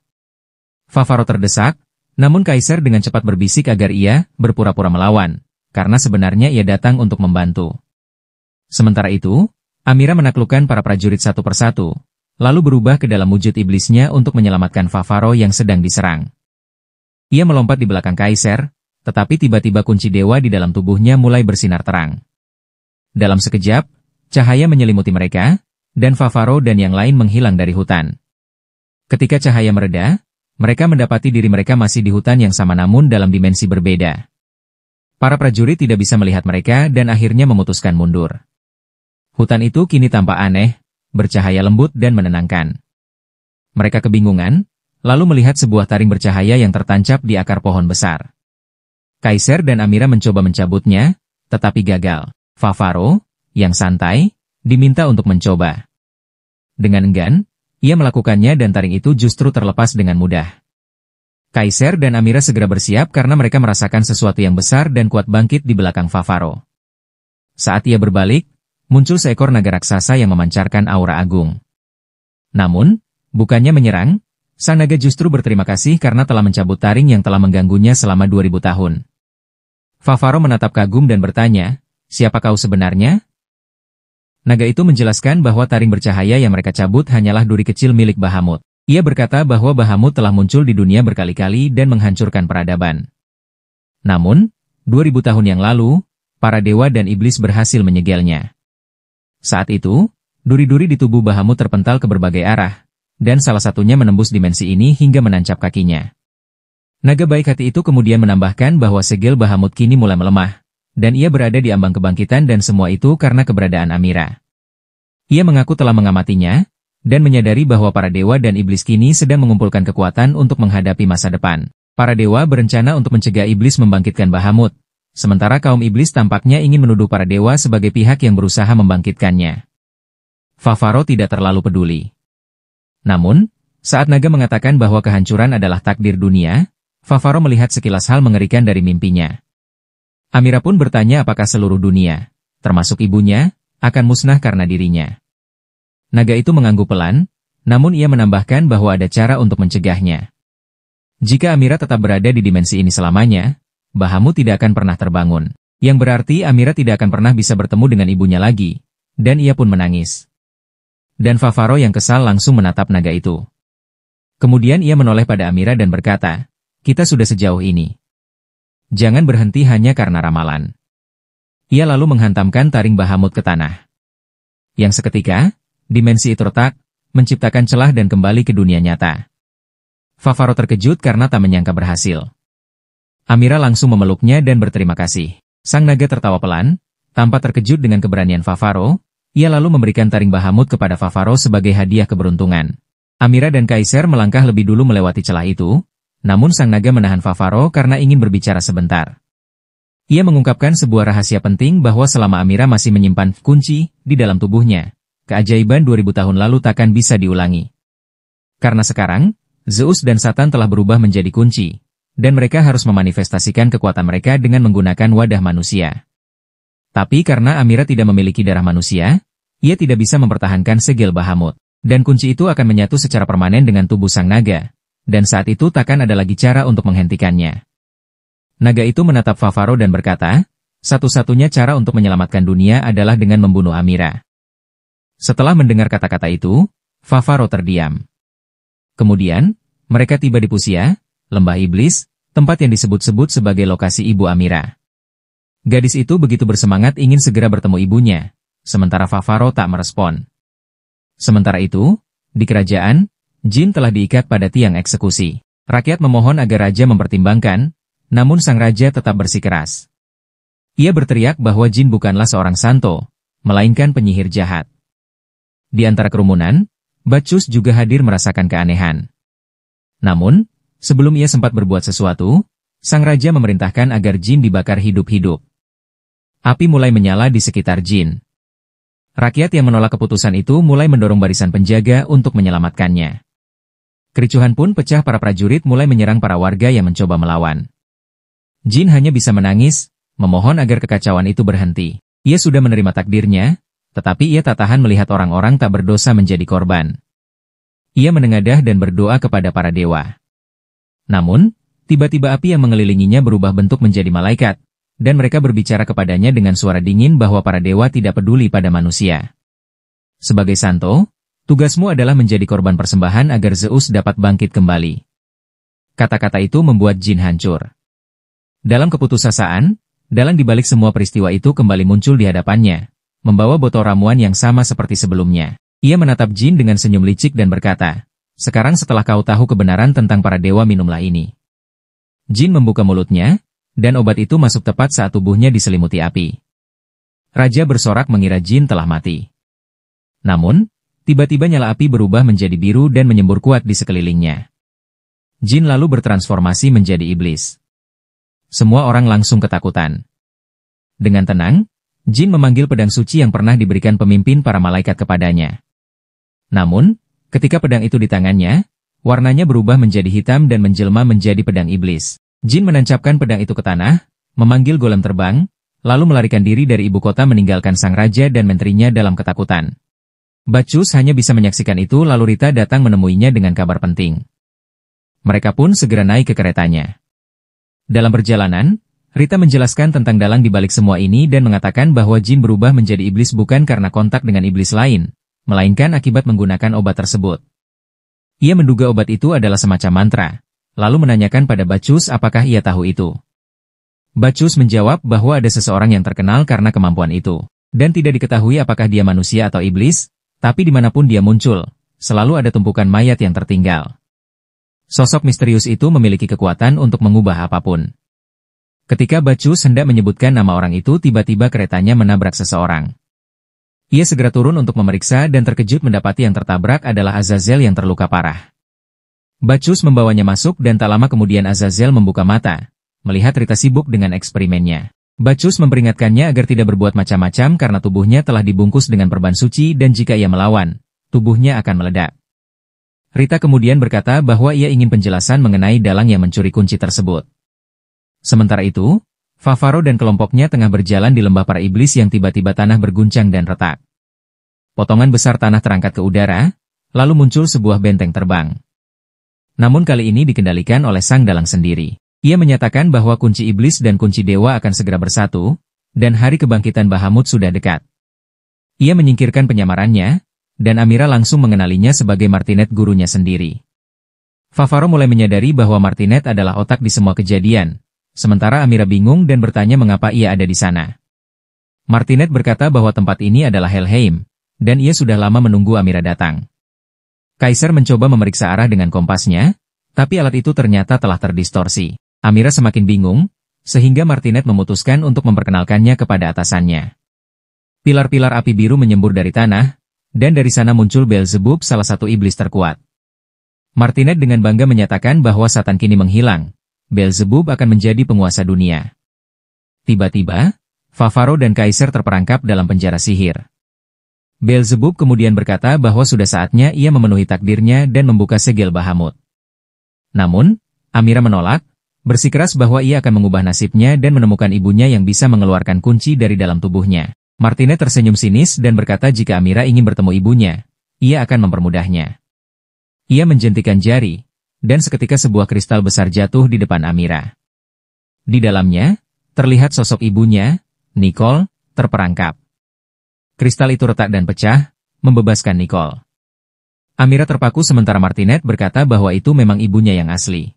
Amira dengan gugup mendekat, memanggil ibunya berulang kali, tapi Nicole tak menjawab. Tiba-tiba, tubuh Nicole menjerit kesakitan, lalu hancur menjadi cahaya dan membentuk penghalang di sekelilingnya. Amira kebingungan, bertanya mengapa hal itu terjadi. Martinet hanya tertawa dan berkata bahwa ibunya selalu membencinya sejak awal. Amira tak mempercayainya, mengatakan bahwa ibunya pernah merawat dan menyayanginya. Namun tiba-tiba, ia menyadari sesuatu yang mengerikan, semua ingatannya selama ini adalah palsu. Sosok ibu yang ia ingat bukanlah Nicole, melainkan Beelzebub, yang telah menyiksa ibunya di neraka dan memisahkan Amira dari tubuhnya secara paksa. Amira terpuruk jatuh ke tanah setelah mengetahui kebenaran itu. Martinet menatapnya dingin, lalu berkata bahwa Beelzebublah yang menciptakannya. Ia menanamkan kenangan palsu di dalam kepalanya melalui liontin yang selalu Amira bawa. Martinet kemudian menciptakan lebih banyak liontin berisi ingatan palsu lain, hanya untuk menghancurkannya dan menghapus semua kenangan palsu Amira tentang ibunya. Amira pun menangis histeris, sementara Kaiser memaki para iblis.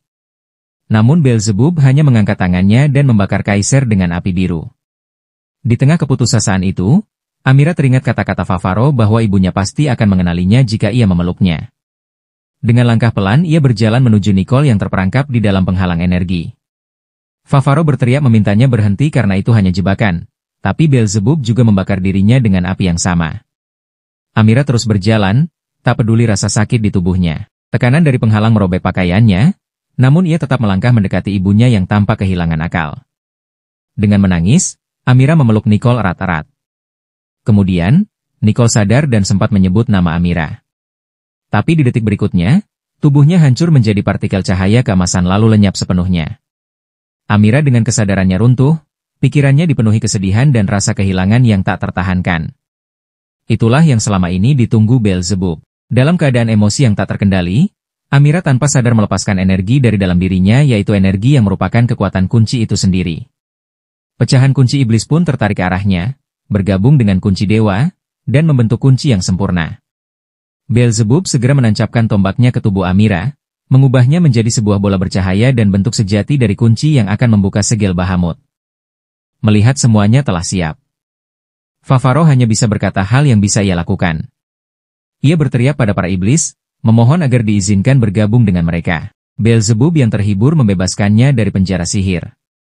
Martinet lalu menghampirinya dan menawarkan sebotol ramuan yang bisa mengubahnya menjadi iblis. Favaro tersenyum tipis, lalu tiba-tiba mengeluarkan busurnya. Namun Martinet bergerak lebih cepat menendang perut Favaro dan menjatuhkan senjatanya. Ia berkata bahwa ia sudah tahu semua trik murahan itu, lalu mencekik Favaro, meneteskan obat di lidahnya, dan memaksanya menelan. Tubuh Favaro pun terbakar dalam api biru, perlahan berubah menjadi iblis. Kaiser hanya bisa menatap dengan ngeri ketika Favaro menoleh padanya dengan mata berwarna merah menyala. Martinet kemudian menyerahkan kunci kepada Beelzebub, yang membebaskan Kaiser dari kurungan sihir hanya untuk melemparkannya dari tebing. Setelah itu, Beelzebub dan benteng terbangnya menuju Abos, tanah suci tempat para malaikat berjuang mempertahankan segel Bahamut yang kini semakin melemah karena penyatuan kunci. Sementara itu, Rita dan kelompoknya juga dalam perjalanan menuju Abos setelah Azazel setuju bekerja sama dengan mereka. Ia mengungkapkan bahwa Beelzebub adalah penguasa Helheim, dan dialah yang selama ini memanipulasi Amira agar menuruti kehendaknya. Ketika Azazel pernah menyerang Amira, kekuatan yang menolaknya ternyata adalah milik Beelzebub sendiri. Ia juga mengakui pernah berhadapan langsung dengan iblis itu bersama Martinet, nama yang diketahui Bacchus sebagai sosok misterius yang dicari. Rita menduga bahwa Martinet sebenarnya bukan iblis, karena ia mampu melihat melalui tipuan makhluk itu. Ia mulai menyiapkan ramuan khusus untuk melawan kekuatan iblis dan mendesak Bacchus agar mereka segera berangkat sebelum Bahamut terbebas.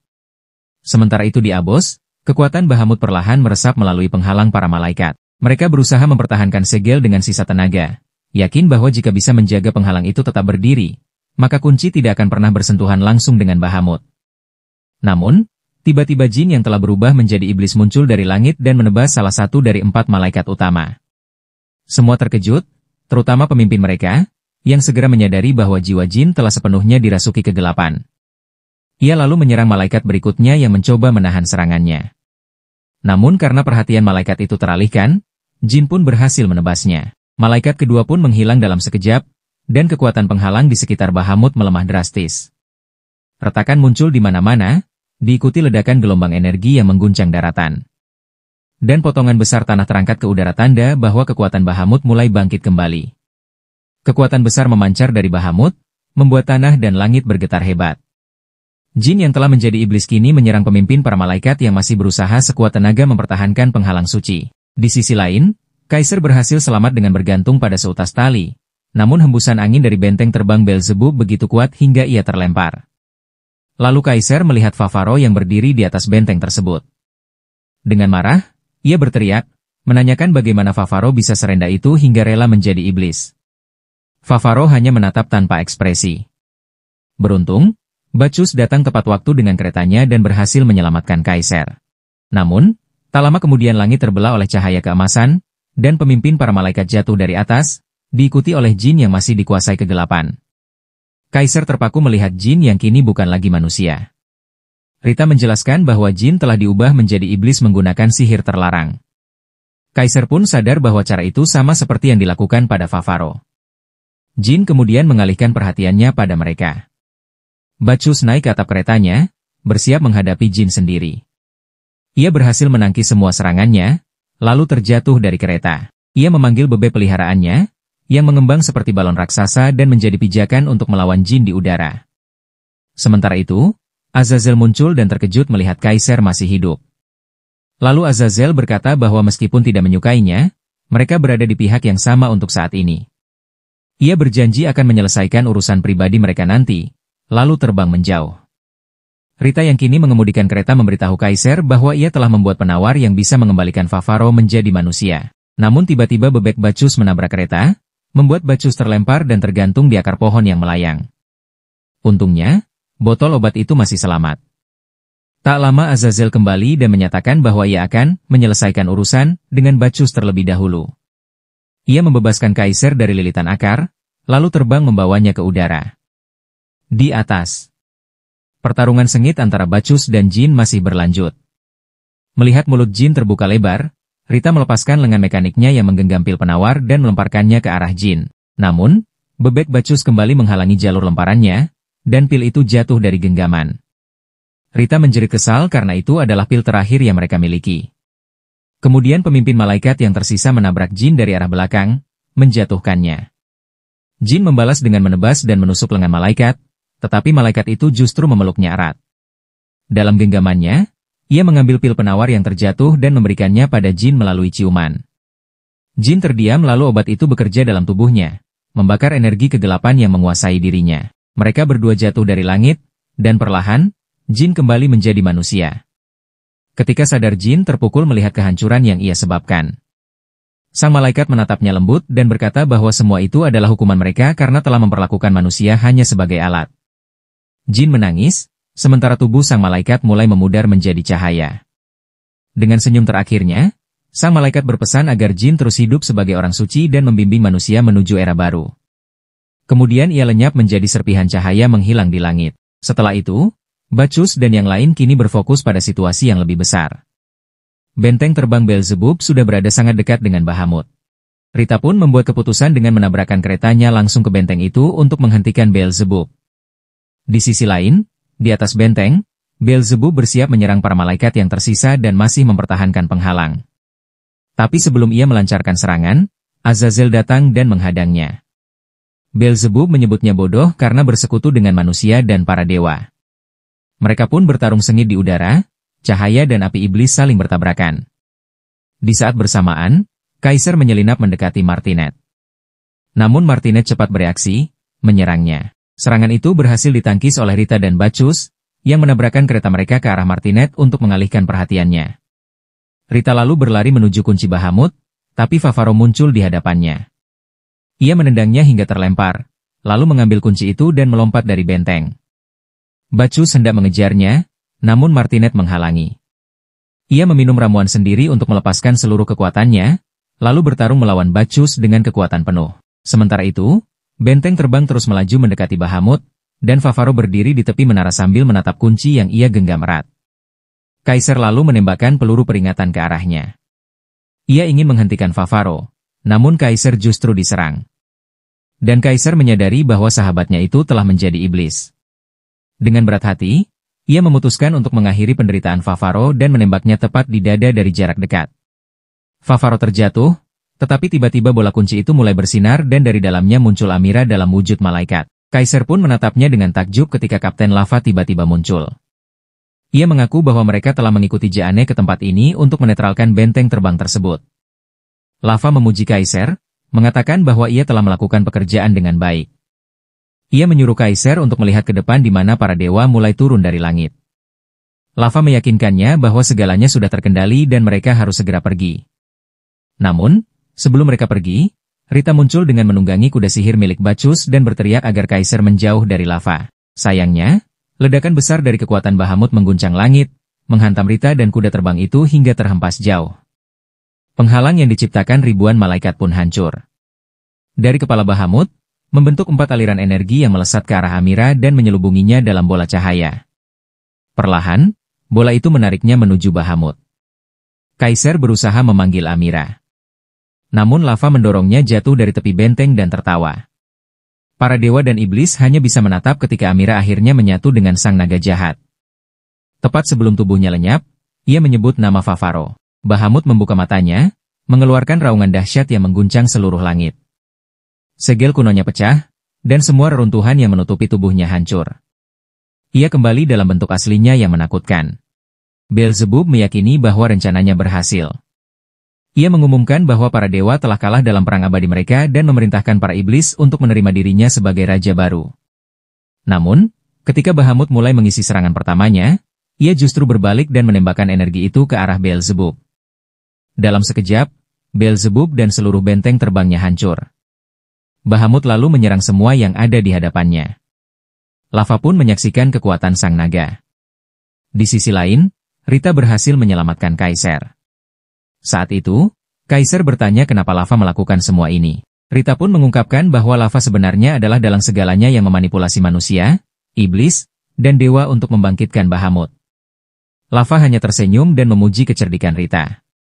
Sementara itu, dunia berada di ambang kehancuran. Para dewa dan iblis berusaha bertahan dari amukan Bahamut yang terus menghancurkan semuanya. Dipenuhi amarah, Kaiser menyerang Lava dan menusuk dadanya. Namun serangan itu sama sekali tidak berpengaruh. Lava membalas dengan tebasan kuat, lalu menyingkap wujud aslinya Martinet. Martinet mengangkat Kaiser dan menunjukkan pemandangan kehancuran yang disebabkan oleh kebangkitan Bahamut. Ia mengaku hidup untuk menyaksikan kematian dan kehancuran, dan itulah alasan ia membangkitkan Bahamut yaitu demi menyaksikan kehancuran terbesar dalam sejarah. Tubuhnya tampak tidak stabil akibat terlalu banyak mengonsumsi ramuan gila yang ia ciptakan. Ketika benteng terbang itu mulai bergetar hebat, Kaiser memanfaatkan kesempatan itu untuk melepaskan diri dan merebut kembali pedangnya. Martinet membiarkannya, lalu dengan senyum licik memanggil Favaro untuk membantunya melawan Kaiser dan Rita. Keduanya terkejut melihat Favaro berdiri di sisi musuh. Dengan pedang yang ditempa dari taring Bahamut, Favaro menyerang mereka tanpa ragu. Sementara itu, Bahamut terus melampiaskan amarahnya, menghancurkan dewa dan iblis hanya dengan satu serangan. Potongan daratan terapung berterbangan, tertiup badai dari kekuatannya. Beelzebub juga menatap kehancuran itu dengan putus asa. Ia tak mengerti bagaimana rencananya bisa gagal. Amira, yang ia ciptakan dengan sihirnya sendiri, seharusnya menjadi kunci untuk mengendalikan Bahamut. Ia baru menyadari bahwa Martinet telah memperdayanya. Namun sebelum menyesali, sebilah pedang menembus otaknya dari dalam mulutnya. Azazel lah yang menghabisinya, meski ia sendiri bertanya apakah semua ini masih ada gunanya. Bahamut pun terus meluncurkan serangan seperti bom nuklir ke segala arah. Serangan Bahamut membakar ibu kota kerajaan hingga rata dengan tanah. Raja yang bodoh itu tewas terjebak di tengah kobaran api, dikelilingi oleh lukisan mendiang ibunya yang turut hangus terbakar. Sementara itu, Fafaro dan Kaisar terus beradu pedang. Terlihat Fafaro membisikkan sesuatu pada Kaisar. Menyadari maksud sahabatnya, Kaisar segera berkata pada Rita agar tidak ikut campur. Ia bertekad menyelesaikan pertarungan ini sendiri. Keduanya terus bertarung dengan latar belakang kemarahan Bahamut yang mengamuk. Benteng terbang raksasa itu terkena serangan langsung dari Bahamut dan menabrak pulau mengambang, menimbulkan kekacauan di mana-mana. Namun Fafaro dan Kaisar tetap tidak gentar. Dalam duel sengit itu, Kaisar berhasil melucuti pedang Fafaro. Martinet, yang mengamati dari jauh, melemparkan pedangnya kepada Fafaro. Ia segera menangkapnya dan menebas lengan Kaisar dengan cepat, lalu membawa potongan tangan itu ke hadapan Martinet sebagai bukti kesetiaannya. Si iblis tua itu tersenyum puas yang tiba-tiba Fafaro berkata bahwa seseorang yang diburu seharusnya lebih berhati-hati. Martinet kebingungan, yang kemudian Kaisar mengucapkan mantra khusus. Mantra itu diaktifkan melalui gelang pemburu hadiah yang masih terpasang di tangan Fafaro dan seketika, tubuh Martinet berubah menjadi sebuah kartu. Rita segera menolong Kaisar dan memperbaiki lukanya.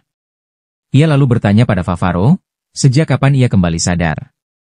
Fafaro menjelaskan bahwa kesadarannya pulih saat Kaisar menembaknya di dada karena anak panah itu dilapisi dengan ramuan penawar. Sejak saat itu, mereka berdua menyusun rencana untuk menipu Martinet, termasuk adegan pemotongan lengan Kaisar agar terlihat nyata.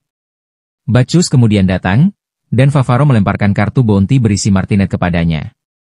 Mereka lalu menatap Bahamut yang terus memuntahkan serangan ke segala arah, menghancurkan dunia. Fafaro bangkit, menatap naga raksasa itu, dan bersumpah akan menghentikan kehancuran dunia. Kaisar berniat membantunya, tetapi Fafaro mengatakan bahwa satu-satunya cara untuk menyelamatkan dunia adalah dengan membunuh Amira. Kaisar langsung tersulut emosi. Fafaro menjelaskan bahwa naga tua di hutan telah memberitahunya dan tidak ada jalan lain. Amira sudah sepenuhnya menyatu dengan Bahamut dan mereka tidak bisa memisahkannya lagi. Bacchus meminta Kaisar untuk tenang, karena ia tahu Fafaro benar. Fafaro lalu memintanya agar menggunakan sihir untuk membawanya ke kepala Bahamut. Bacchus pun mengubah bebek peliharaannya menjadi raksasa agar bisa ditunggangi. Kaisar pun ikut naik, bersumpah bahwa ia akan menemukan cara untuk memisahkan Amira tanpa membunuhnya.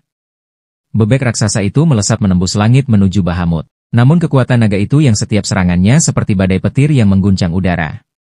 Mereka terus memaksa diri maju, meski hampir terkena serangan langsung. Fafaro pun berandai, jika naga itu diam selama 1 menit. Dan keinginannya terkabul. Para dewa dan iblis, yang tersisa di langit, bersatu menciptakan penghalang energi untuk menahan Bahamut. Tubuh sang naga terperangkap dan tak bisa bergerak. Fafaro berteriak bahwa inilah kesempatan mereka. Mereka menembus celah di antara penghalang itu dan akhirnya mencapai kepala Bahamut. Fafaro dan Kaisar mengikat tali pada salah satu tanduknya agar tidak jatuh, lalu memanjat menuju tempat di mana Amira berada. Dan sedikit gerakan dari Bahamut sudah cukup untuk membuat mereka hampir terlempar. Akhirnya mereka sampai di dekat inti kunci tempat Amira menyatu. Saat itu Fafaro hampir terjatuh, tapi Kaisar menahannya. Fafaro kemudian memanjat ke atas inti dan mengangkat pedang yang ditempa dari taring Bahamut. Ia hendak menusuknya, tapi ragu. Keraguan itu memberi waktu Bahamut untuk menghancurkan penghalang. Namun, Fafaro akhirnya menyingkirkan keraguannya. Ia mengingat semua kenangan bersama Amira. Ia pun menancapkan pedang itu ke inti kunci. Cahaya menyilaukan meledak dari kepala Bahamut, yang kemudian terlihat sosok Fafaro tampak seperti kesatria suci yang disebut dalam ramalan Jane. Tubuh Bahamut mulai jatuh, dan Fafaro terpental hingga tergantung di depan mata naga itu. Lalu Amira muncul dari dalam mata Bahamut. Ia tersenyum lega melihat Fafaro datang. Fafaro bercanda, mengatakan bahwa kini ekornya telah lenyap berkat Amira. Gadis itu sedih, tetapi Fafaro segera meminta maaf atas lelucon itu. Ia berjanji akan selalu datang menolongnya saat ia kesulitan. Ia juga meminta maaf karena gagal menyelamatkan ibunya. Tapi Amira berkata bahwa ibunya mengenalinya saat mereka berpelukan seperti yang Fafaro katakan. Fafaro berkata bahwa mereka tak perlu memikirkan Helheim lagi, karena ia akan membawanya ke tempat yang jauh lebih indah. Amira memanggilnya pembohong, dan Favaro menjawab agar ia menatap matanya. Amiran menuruti lalu tersenyum bodoh seperti biasa. Amira pun memeluk dan menciumnya lama, sebelum perlahan memudar. Para dewa dan malaikat melihat momen itu sebagai kesempatan untuk menyegel Bahamut kembali. Mereka segera menyerbu, tetapi Bahamut mulai bersinar terang dan energinya meningkat di luar kendali. Bacchus dan bebeknya berteriak pada Kaisar agar segera naik, tapi ia menolak meninggalkan Favaro. Akhirnya, si bebek mencengkeram Kaisar dan terbang menjauh tepat sebelum Bahamut meledak. Ia menciptakan pilar cahaya raksasa yang menembus langit. Kaisar hanya bisa menjerit memanggil nama sahabatnya saat melihat ledakan itu, sebelum cahaya itu memudar dan segalanya menjadi sunyi. 6 bulan kemudian, ibu kota kerajaan mulai dibangun kembali. Kaisar kini menjabat sebagai kapten para ksatria, memimpin pasukan untuk menjaga keamanan selama penobatan raja baru berlangsung. Di suatu bar tua di kota, seorang bartender sedang berbincang dengan tamunya. Ia menceritakan legenda tentang kesatria suci yang muncul bersamaan dengan kebangkitan Bahamut dan berhasil mengalahkannya. Ia bertanya apakah tamunya percaya bahwa Bahamut sudah mati. Tamu itu menggeleng. Ia berkata, Bahamut tidak bisa mati. Ia hanya disegel di dimensi lain. Begitu pula dengan kesatrianya. Ternyata tamu itu adalah Favaro sendiri. Ia kini kehilangan satu kakinya dan memakai kaki prostetik, namun wajahnya tetap sama. Ia menunggang kudanya di atas tembok kota, lalu Kaisar melompat di sampingnya. Mereka saling tersenyum dan mulai berpacu di atas tembok, seperti di awal perjalanan mereka.